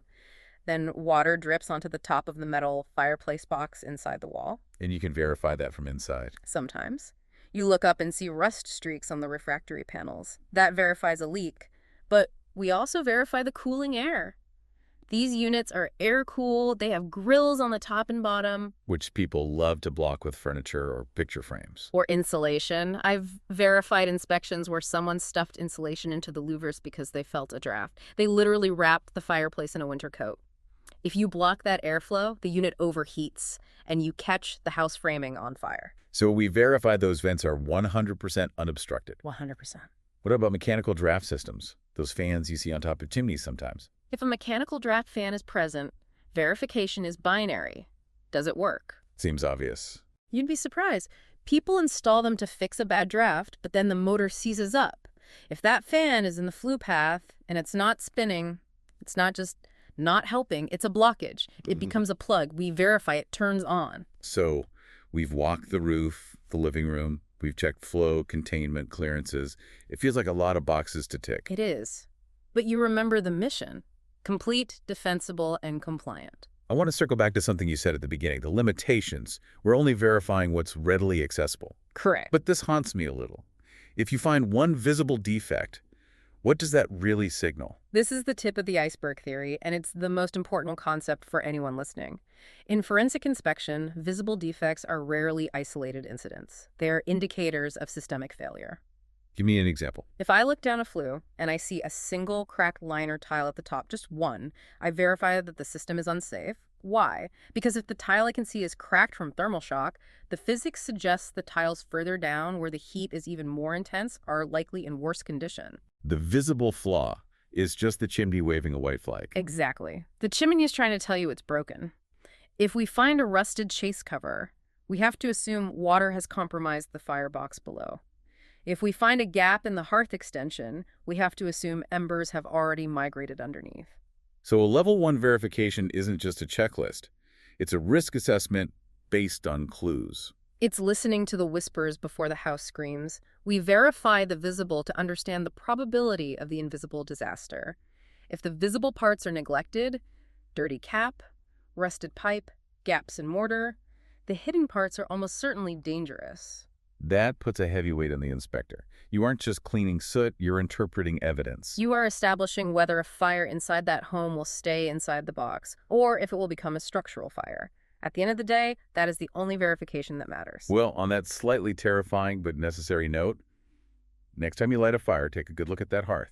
Is the gap tight? Is the damper open? Or maybe, just maybe, call someone who knows how to look for the things you can't see. Verify, verify, verify. Right? We are talking about the prefabricated fireplace. And you hit on the key word there, illusion. Because to the untrained eye, a prefab unit is designed, quite intentionally, to look exactly like a traditional fireplace. It might have a brick facing, a beautiful wooden mantle, maybe even a tiled hearth on the floor. Sure. But if you were to peel back the drywall and, x-ray the wall, you wouldn't see thousands of pounds of masonry absorbing heat. You'd see a sheet metal box sitting inside a wooden frame. And that distinction isn't just semantic, it changes the entire physics of how the thing works. I think that was the first massive aha moment for me in the source material. A masonry fireplace deals with fire by being heavy. It absorbs the heat into its thermal mass. Into the brick. But a prefab unit, and it has no mass, it's basically a tin can. So my question is, if it's not absorbing the heat, where's the heat going? How does it not just melt the wooden studs it's sitting inches away from? It's what we call an air-cooled system. That is the core mechanism you have to understand before we even start our inspection. A masonry fireplace is a heat sponge. A prefabricated fireplace is an air pump. An air pump. It's an engineered system that relies on a constant moving stream of air to wash over the metal surfaces and carry the heat away. So it's dynamic. It's actually doing work while the fire is burning. It is absolutely active. Think of it like the radiator in your car or an air-cooled engine on a motorcycle. If a masonry fireplace is a statue, a prefab fireplace is an engine. And just like an engine, if you block the cooling intake or you clog the exhaust, the engine overheats and fails. Except in this case, failure means the wooden structure of your house reaches its ignition temperature. Precisely. Which brings us to our mission for this deep dive. We aren't just talking about, aesthetics or design. We are going to perform a mental level inspection. We're going to walk through the specific, often overlooked failure points that turn these systems from cozy amenities into serious fire hazards. We're going to move methodically. Starting on the living room floor, crawling into the firebox, going outside to the chase, and finally climbing up to the roof. And I want to emphasize that a level eye inspection isn't just a casual glance. It's a rigorous verification of the system's ability to breathe. We are looking for the things that stop the airflow. Okay, so let's begin. I'm standing in my living room. I'm looking at my prefab fireplace. It currently has these kind of flimsy-looking bifold glass doors. The brass ones? Yeah, the classic 1990s brass. And I'm thinking, I want to upgrade this. I saw some beautiful, heavy, custom iron doors at the big box store. So I go out, buy a set of universal masonry-style doors, and screw them on. Have I just improved my home? You have likely just created one of the most severe fire hazards we see in the field. This is probably the #1 violation that homeowners make. Right. You cannot, and I cannot stress this enough, you cannot just slap universal doors on a prefabricated fireplace. Why not? I mean, a door is a door, isn't it? It just closes the hole. Why does the fireplace care what the door is made of? It cares because of where that door sits and what it covers. Remember that airflow we just talked about, the breathing? Yeah. On the front of a prefab fireplace, you'll typically see louvers or grills, vents at the bottom and vents at the top. Right, the little slats. I think I usually just assume those are decorative trim or something. They are definitely not decorative. The bottom louvers are the intake for the cooling air. The top levers are the exhaust. It acts as a gravity loop. Cool room air is pulled in at the bottom. It circulates around the hot metal firebox in a hidden cavity, picks up the heat, and then shoots out the top louvers back into the room. Exactly. This cycle is what keeps the outer skin of the fireplace cool enough not to ignite the wood around it. Okay, I see where this is going. If I buy those big, heavy universal doors... Universal doors are designed for masonry fireplaces, which are flat brick surfaces. They usually have a thick frame, often 3 or 4 inches wide.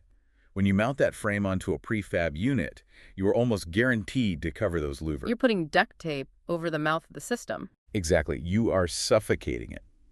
The fire is still burning at, 1,200 degrees inside the box? But the cooling air can't get in to wash the heat away. So the heat doesn't just disappear. It starts soaking through the metal, radiating outward into the dead air space behind the fireplace. Where the wood framing of the wall is? Right. And in a prefab installation, that wood framing, the 2x4 is holding your house up, might be only inches away from the metal. We're talking about a process called pyrolysis. Pyrolysis. Yeah, that's where wood is subjected to heat over a long period. It chemically decomposes. It turns into charcoal, essentially, and its ignition temperature drops significantly. Eventually, you light a normal Tuesday night fire, and the wall inside catches fire. That is terrifying because it's invisible. You'd never know until you smell smoke coming from the drywall or see paint blistering on the wall. That's usually how it's found. So what's the rule here? How do I know if my doors are safe? The doors must be listed and labeled specifically for that exact make and model of fireplace. If you have a Heatlater Model X, you need doors certified for Heatlater Model X. You can't use superior doors on a Majestic fireplace. So no mixing and matching? Absolutely not. If you can't find the listing label on the doors, or if they look like a retrofit that blocks the vents, they have to be removed immediately. Okay, so step 1. Check the label. If they aren't original or approved, they go. What else are we looking for right at the front of the unit? Well, you want to check the operation. Do they bind? Do they sag? Are they scraping the metal when you open and close them? If the doors aren't closing properly, it could just be a bad installation, but it could also be a sign that the metal face of the fireplace has warped from previous overheating. The box itself is changing shape. Exactly. And check the glass integrity. You can't just go to the hardware store and have them cut a piece of window pane to replace a broken panel. It has to be special glass. It has to be high-temperature ceramic glass or tempered glass, depending on the model's listing. Standard glass will shatter under the thermal shock of a wood fire. Got it. Okay, now what about that mesh curtain, the spark screen? Is that just a backup for the glass doors? It's actually a separate system with a totally separate job. And here's a detail most people miss. The glass doors on many prefab units are required to be open while the fire is burning. Wait, really? I thought you closed them to keep the heat from stealing all the room air. It depends on the manual, but for many older prefabs, the glass isn't rated for the intense radiant heat of a closed-door fire. If you close them while a roaring fire is going, the glass can actually explode. Wow.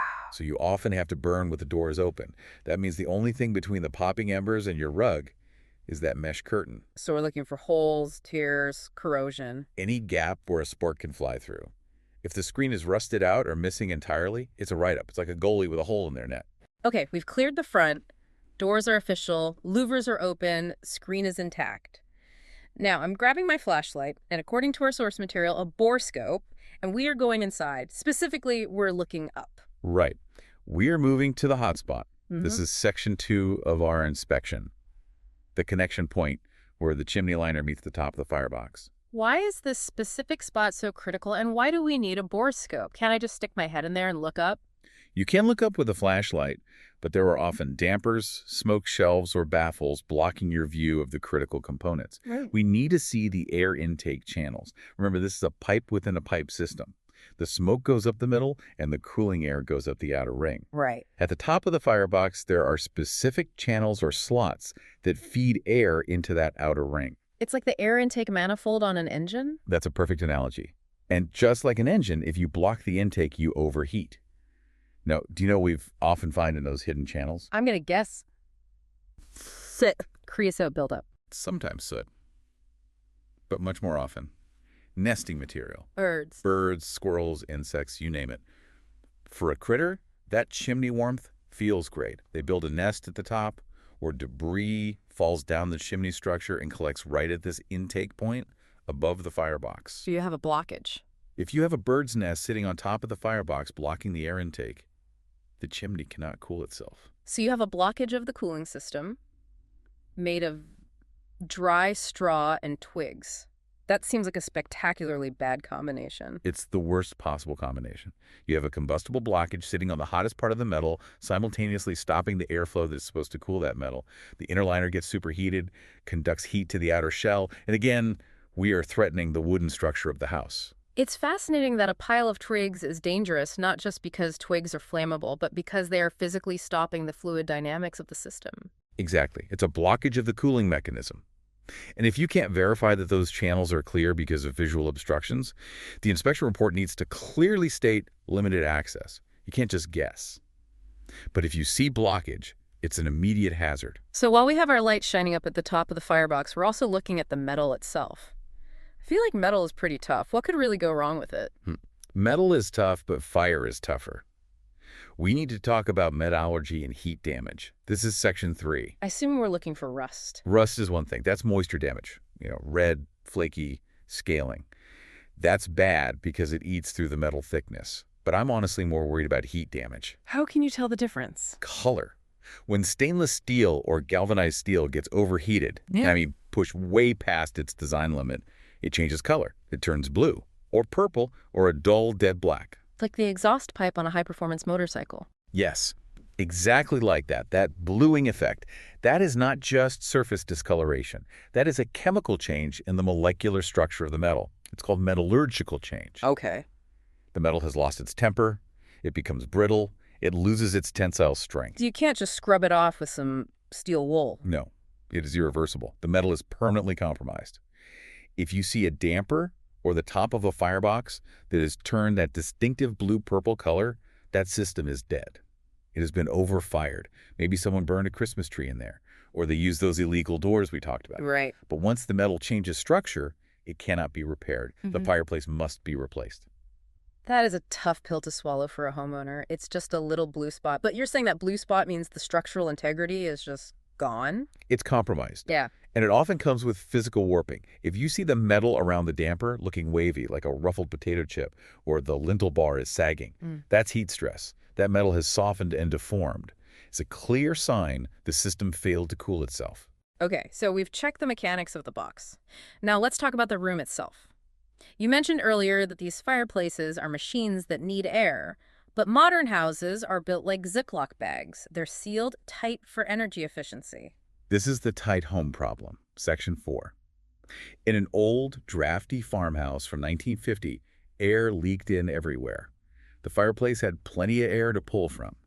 But in a modern home with high-performance windows, vapor barriers, and foam insulation, the house is under negative pressure. So the fireplace is competing for air. It's a tug-of-war.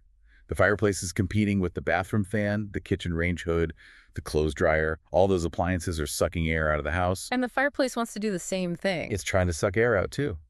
If the house is too tight, the fireplace starves.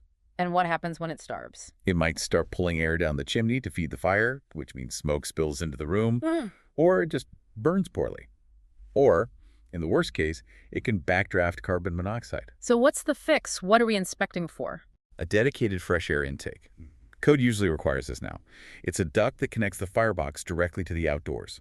You'll usually see a lever or a knob inside the firebox, often on the side wall, to open and close it. I've seen those. And I have to be honest, I usually leave them closed because I feel a cold draft coming from it in the winter.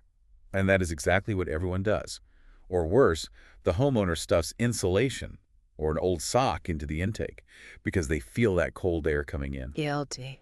During an inspection, we have to verify that the intake is present, that the lever actually opens the damper, and that the tube isn't stuffed with fiberglass or, a dead mouse. Without that source of combustion air, the system can't function safely in a tight home. Okay, check the fresh air lever. Don't stuff socks in it. You got it. While we're still looking inside the box, let's talk about the walls. The fake brick stuff. They're refractory panels. They look like brick, but they're a ceramic fiber material. They act as a heat shield for the metal box, reflecting heat back into the fire. And I assume we are checking for cracks. We are. A hairline crack is usually okay. That's just thermal expansion. But we use the nickel test. If you can insert the edge of a nickel into the crack, it's too wide. A nickel, huh? Yeah. Or if a piece of the panel is missing entirely. That panel fails, heat can shoot right through that gap and hit the metal shell directly, creating a hot spot on the exterior. Okay, we're done with the living room. Let's put our coats on. We are heading outside to look at the chase. The chase. This is the box sticking out of the side of your house that hides the chimney pipe. It's usually covered in siding to match the home. To me, it just looks like a bump out. What are we looking for? First, look down. Remember the air in, air out mantra. Of course. Just like the firebox needs air, the chase itself needs to breathe. We need to make sure there isn't a pile of mulch or a bush or a new deck built right over the base of the chase that blocks airflow into that cavity. Airflow, airflow, airflow. I'm sensing a theme here. It's the entire game. Then, step back and look at the structure. Is it plumb? Like plumbing. No, plumb as in vertical alignment. Is the chimney leaning away from the house? Is it leaning into the house? Why would it lean? Prefab chimneys are often wood-frame chases just tacked onto the side of the house. If they weren't bolted on correctly or if there's rot, they start to separate. A leaning chimney puts stress on the metal flue inside. It can pull joints apart. And if the metal flue separates inside the wall, you're venting hot exhaust directly into the wall cavity. Fire in the chase. Exactly. So alignment is critical. Then we look at the J-channel, that trim piece where the siding meets the corner. It's a classic spot for water entry. But the biggest issue we see on the exterior is what we call the brick veneer trap. Is this when the chase is covered in brick instead of siding to make it look fancier? Yes. People love the look. It makes the prefab look like a real masonry chimney. But here's the physics. Brick is a sponge. It absorbs water. When wind-driven rain hits it, that moisture dries inward. So the water goes through the brick and hits the wood framing of the chase. Correct. Unless there are weep holes. You need small gaps in the bottom mortar joints to let that water drain back out.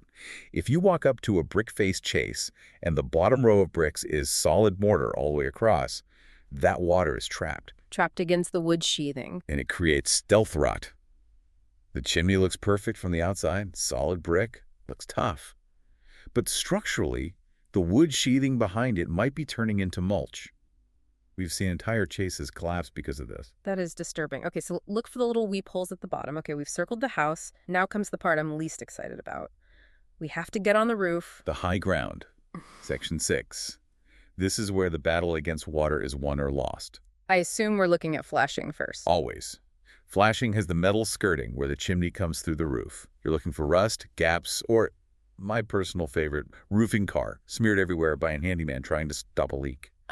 Temporary fix. Very temporary. Tar is temporary. Proper flashing is permanent. And what about the cricket? That sounds like a creature we're looking for. A cricket, or saddle. It's a small, peak roof structure built on the upslope side of the chimney. Imagine the chimney is a boulder in a stream. The cricket is the pointed bow of a boat placed behind the boulder to split the water so it flows around it. Ah, so water doesn't just pool up behind the chimney. Exactly. If the chimney is wide, usually more than 30 inches, building code requires a cricket. Without it, you get a dam of debris, snow, and water. That leads to major leaks and rotting of the roof deck. Now let's look at the very top of the chase. There's a metal lid, right? The chase cover. The chase cover. This is a huge failure point. Builders often use cheap galvanized sheet metal. It lasts about 10 or 15 years before it rusts through. What are we looking for? I need to check sizing. It should hang over the edge by at least 4 inches, like a hat brim, to keep water off the siding. But the subtle detail here, the pro tip, is the cross break. A cross break? What is that? If you look at the flat metal top, you should see a faint X creased into the metal. It creates a slight pyramid shape. Oh, to slope the water away. Yes. If the cover is dead flat, the metal sags over time due to gravity. It forms a bird bath. Water stands there, the sun heats it up, the galvanizing fails, and it rusts straight through. If I go up on a roof and see a flat chase cover with standing water, that's a write-up. It needs that cross break to shed water. It is amazing how these tiny geometry details determine the lifespan of the house. It's all physics, gravity and water. Okay, so we are at the peak, the termination, the cap. This is the very top of the exhaust pipe. This is the end of the line for the air cooling system. The cap has to let the smoke out, but it also has to let that cooling air exhaust. Remember, the hot air rises between the pipes and needs a place to escape. So if a cap is crushed or clogged, the system overheats. We need to check the mesh screen on the cap. If the mesh is too fine, it gets clogged with creosote. If it's damaged, animals get in. And speaking of caps, we need to talk about shrouds. I see these on high-end homes, these big decorative covers over the chimney top. Oh, shrouds. This is a massive topic. Sure. Homeowners or architects, they often want to hide that industrial-looking metal pipe, so they build a fancy copper box or a stucco structure to go over the top. It looks great. It looks like a Tuscan villa. But it kills the airflow. Unless that decorative shroud is listed, meaning tested and approved for that specific fireplace system, it is illegal and dangerous. Because it traps the heat that's trying to escape. It creates a heat dome. The hot, cooling air comes out of the pipe, hits the roof of the fancy shroud, and gets pushed right back down into the chase. I know there's a specific historical example of why this is so bad. You mentioned the Moore Park fires in the notes. Yes, the Moore Park Christmas fires of 1989. This is the case study that changed the industry. In a development in California, they had installed these high-end prefab fireplaces. To make them look nice, they installed unlisted decorative shrouds on top. And it was Christmas. It was Christmas morning. A cold snap. Everyone wakes up and lights a fire, probably for the first time that season, to open presents. The fires burn for hours. The heat rises, exits at the pipe, hits those shrouds, and has nowhere to go. Just recirculates back down the chase. So the temperatures just kept climbing. They skyrocketed, and multiple houses caught fire. The chase is ignited. It was a chain reaction of structural fires caused entirely by those decorative covers. It proved that you cannot mess with the aerodynamics of these systems. Wow. So if I see a custom-looking copper top on my prefab chimney, you need to verify it. If there's no listing label or paperwork proving it's compatible, it has to come off. It is not worth the risk. Finally, you're at the top, looking down. Can we see anything else? This is the last step. We either pop the cap off or use our borescope again to look down the flue. Into the throat of the beast. We're checking the inner stainless steel liner for warping, just like we did in the firebox. But we're also looking at the void. The void sounds ominous. It is. It's the air cavity between the inner pipe and the outer pipe. This is the highway for that cooling air. And it is the #1 spot for bees, wasps, and birds to build nests that you can't see from the ground. And if there's a nest in there? It's a nightmare. Because of the way these pipes are welded and constructed, you usually cannot clean that cavity. If a squirrel packs that space full of walnuts and leaves, you can't get a brush in there to get them out. So what do you do? You often have to replace the entire chimney pipe system. Just because of a squirrel? Just because of a squirrel. Because if you light a fire with that blockage, you have a combustible blockage inside a cooling shaft that's going to get to 500 degrees. It's an instant chimney fire. That is a sobering thought to end our inspection on. It is. But it reinforces the mission, right? So let's synthesize this. We've crawled on the floor, we've looked up the flue, we've climbed on the roof. What is the big takeaway here? The takeaway is that a prefabricated fireplace is safe, effective, and cozy only if you respect the engineering. It is not a passive box of rocks. It is an active airflow system. And the defects we talked about, the blocked louvers, the blue metal, the missing weep holes, the flat chase cover, none of these are things you'd notice while just sitting on the couch drinking cocoa. Exactly. They are invisible to the user until the moment of failure. That's why the level I inspection is so vital. We are looking for the invisible failures. It really changes how I look at my house. We always assume the fire stays in the box. But with these systems, the air moving around the box is just as important as the fire itself. That's the perfect way to put it. The air you don't see is protecting you from the fire you do see. Well, I'm definitely going to go home and check my louvers. And probably buy a borescope, just for fun. Highly recommended. I want you to picture a scene. It's a scene that plays out in thousands of homes every single day, usually around 4 or 5 p.m. Mm-hmm. The lighting's starting to change. Maybe people are just getting home from work and the house is settling down. And you are sitting at your kitchen table. The kitchen table, the unofficial boardroom of the American family. Exactly. But this isn't, a casual dinner. Across from you sits a technician. Maybe they smell a little bit like soot or the outdoors. Right. Maybe they've been climbing up and down a ladder on the side of your house for the last hour. Their boots are covered in those little protective booties. They have an iPad in front of them. And there's this thick, palpable tension in the air. We call this the kitchen table moment. That's it. Right. And the tension is there because you know, and they know, that a verdict is coming. Yeah. You're sitting there thinking, is my house safe? Is my family safe? And crucially, is this going to cost me $500 or is it going to cost me $5,000? Yeah. It's an incredibly high-stress environment for the homeowner. It really is. And, having analyzed this workflow, that specific moment is one of the most psychologically complex interactions in the entire home service industry. On the surface, if you just walked by the window, it looks like a conversation about bricks and mortar, flue tiles, maybe a chimney cap. Sure. But if you peel back the layers, which is what we love to do here, it's really a masterclass in trust, in fear mitigation, and in high-stakes communication. And that is exactly what we are unpacking today. We are continuing our deep dive into the professional chimney technician's workflow. Yep. Now, for those of you who were with us in the last deep dive, we've already covered step 4, which was the detailed inspection. Mm-hmm. We talked about the crawling, the cameras, the data gathering, the detective work, so to speak. Right. We gathered the evidence. Now we have to present the case. Exactly. We are crossing the threshold into the consultation phase. We're looking at steps 5 through 9 of this 12-step process. The heart of it, really. It is. And the mission for this deep dive is really specific. We aren't just looking at how someone sells a flue liner. We are analyzing how a professional moves a homeowner from a state of anxiety and ignorance. I mean, not knowing what on earth is happening inside their chimney. Right. To a place of absolute clarity and confidence. It's a journey from who is this stranger in my house to, okay, let's fix this together. So let's unpack this. We're going to walk through establishing the narrative with step 5, which is the company story. Mm-hmm. Then we'll look at contextualizing the technology in step 6, presenting the evidence in step 7, the actual agreement in step 8, and finally, and I have to say, this is my favorite part of the research navigating hesitation in step 9. Step 9. It contains some really counterintuitive psychology that I think applies to way more than just chimneys. Oh, absolutely. But let's start where the consultation officially begins. Step 5, the company story. Now, I have to play the skeptic for a second here. Please do. You've just spent an hour in inspector mode. You've been focused on the structure, the physics, the soot. Why on earth do we need to stop all that momentum to tell a story about the company history? Right. Does the homeowner actually care about when the company was founded, or do they just want the bad news? That's the most common misconception, not just for homeowners, but for new technicians too. They think, I have the data, let me just give them the data. But you have to understand the psychology of the room. Okay. Context creates safety. What do you mean by that? Well, imagine a doctor walks into the waiting room. Before he tells you that you need surgery, you need to know that he is, in fact, a surgeon, right? Of course. You need to know you're in a hospital, not a back alley.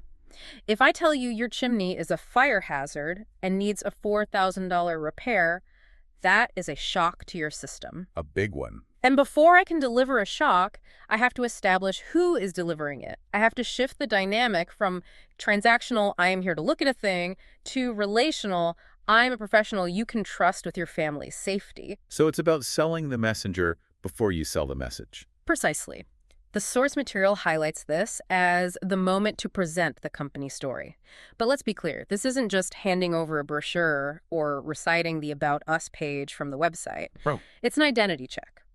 Homeowners need to know the origin story. Was this company built to solve a specific problem? Was it founded to, raise standards in an industry that can be a little chaotic? I love that distinction. It humanizes the business. It's not just Acme Chimney Sweep LLC. Right. It's, we started this business 20 years ago because we saw too many unsafe homes in this county, and we wanted to fix that. And that why matters immensely. It proves the company exists for more than just profit. But let's get into the nitty-gritty, because step 5 has a much harder, more tangible edge to it as well. Oh, yeah. The compliance check. Right. The sources mentioned licensing and insurance here. To me, this initially felt like box checking. The fine print. Is it really that critical to the flow of a kitchen table conversation? It is the single most important differentiator. The text calls it the dividing line between a professional and a liability. A liability. Wow. You have to understand the homeowner's mindset. They assume that if a guy has a truck with a logo, a ladder on the rack, and a uniform, he has insurance. In the home service world, that is a dangerous, often false assumption. So in this step, the technician isn't just saying, yeah, don't worry, we're insured. No, not at all. They are explicitly laying out their workers' compensation and liability details. Think about the implications of workers' compensation. This is a massive insight for any homeowner listening. If a technician is on your roof, slips on a patch of moss, falls off, and breaks their leg. Oh, no. If that company does not have valid workers' comp, guess who is liable in many jurisdictions? The homeowner. The homeowner. You could be sued for their medical bills, their lost wages, everything. It becomes a claim against your homeowner's insurance. Wow. Okay, that changes the temperature of the room immediately. Yeah. That goes from boring paperwork to thank you for saving me from a potential lawsuit. It does. By bringing this up proactively, the technician is saying, I have protected you from financial risk before I even stepped onto your property. It signals a level of responsibility that unqualified operators, as the text calls them, simply don't have. It creates a safety net. A huge one. There's also the element of longevity mentioned in the sources. Why does the number of years in business matter so much in this specific trade? Why does it matter if you've been around for 20 years versus, say, 6 months? Longevity creates a specific type of trust. The trust that you will be there tomorrow. In construction and masonry, warranties are everything. If I offer you a 10-year warranty on a crown repair or a lifetime warranty on a stainless steel liner, but I've only been in business for 6 months, that warranty is essentially a gamble. It's just a piece of paper. It's just a piece of paper. It has no real value. Right. If the business folds in a year, the warranty folds with it. Exactly. But if I can look you in the eye and say, we have weathered economic downturns, industry shifts, and supply chain crises for 25 years, that warranty creates actual peace of mind. Okay. It speaks to proven systems. It says, we aren't practicing on your house. We've done this 10,000 times. There's one more layer to step 5 that I found really compelling. And it's less about the corporation and more about the individual sitting at the table, the personal touch. Yes, this is where the script disappears and the human shows up. The source material encourages the technician to share their own story. Why do they work there? Why did they choose this trade? Exactly. Because let's be honest, nobody grows up saying, I want to be a chimney sweep, right? It's not usually the career path you talk about in kindergarten. Usually not. It's a hard, dirty, physically demanding job. It's hot in the summer, freezing in the winter. So when a technician looks a homeowner in the eye and explains, I work here because this company trained me better than anyone else, or I used to be a firefighter and I saw what chimney fires do, so now I love preventing them, it signals alignment. It tells the homeowner, I'm not just here to collect a commission.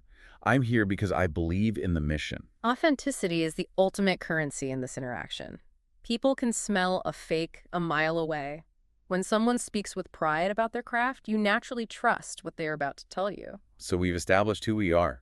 The homeowner feels safe with the messenger. They know they aren't going to get sued if someone falls. Right.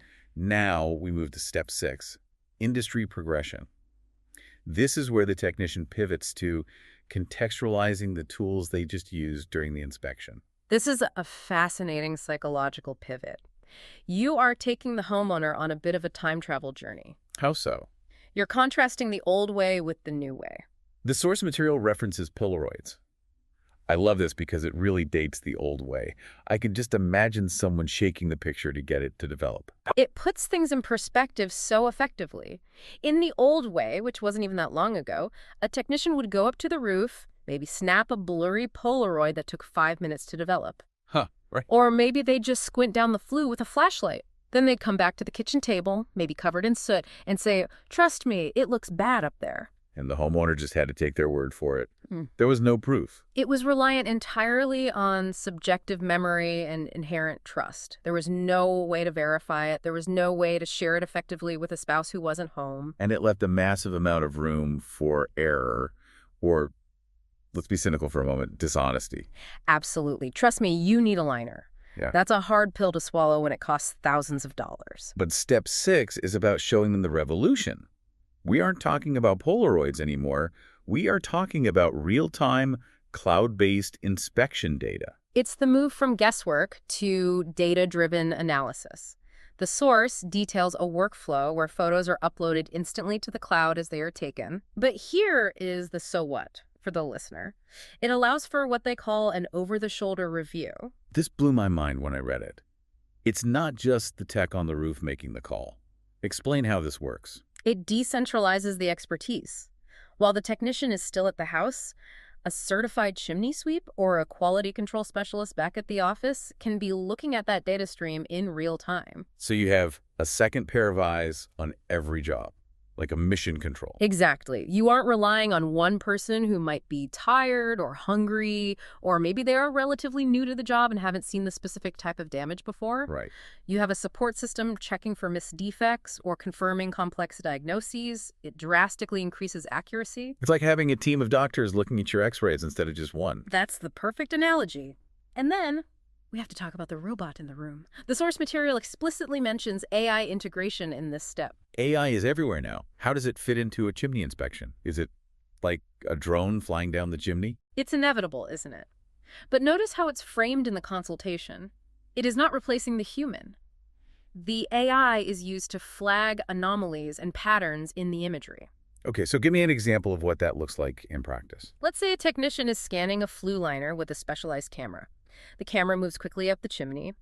A human eye might miss a hairline thermal fracture in the clay tile because of the lighting or the angle. Sure, easy to miss. The AI, which has been trained on millions of images of flue tiles, highlights that anomaly instantly. It prompts the technician, check this area, potential fracture detected. It's a safeguard. It's a safety net. It ensures consistency.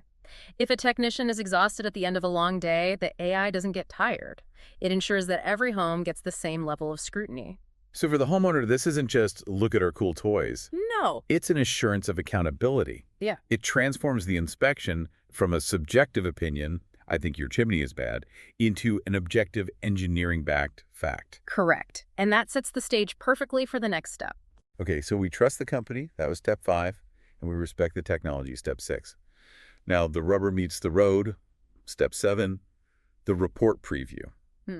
This is where we actually look at the house. This is where we see the pictures. And notice the strategy here. It is a guided walkthrough. The goal is clarity, not pressure. The source explicitly warns against just dumping bad news on the homeowner immediately. So you don't just open the iPad and say, look at this hole. Never. That's the worst thing you can do. One of the smartest tactics mentioned here is establishing normal first. Why is that so critical? It's a powerful psychological anchor. If I just start showing you pictures of cracks, holes, and creosote, your brain goes into panic mode. Right. You don't know if that crack is catastrophic or cosmetic. You don't know if that hole is supposed to be there or not. Right. I have no frame of reference. I'm not a mason. I have no idea what I'm looking at. But if I show you a photo of the firebox and say, this is your firebox, here's what it does, and this is what it looks like, and I show you a healthy section, you are grounding the homeowner. You are teaching them the anatomy of their own home. So when you do show the defect, they have a baseline. They have something to compare it to. Exactly. Here is what a healthy mortar joint looks like. Now swipe next. Here is yours. They can see the contrast between what is and what should be. It prevents the defects from feeling exaggerated. It does. They realize, oh, I see the gap. I see the difference.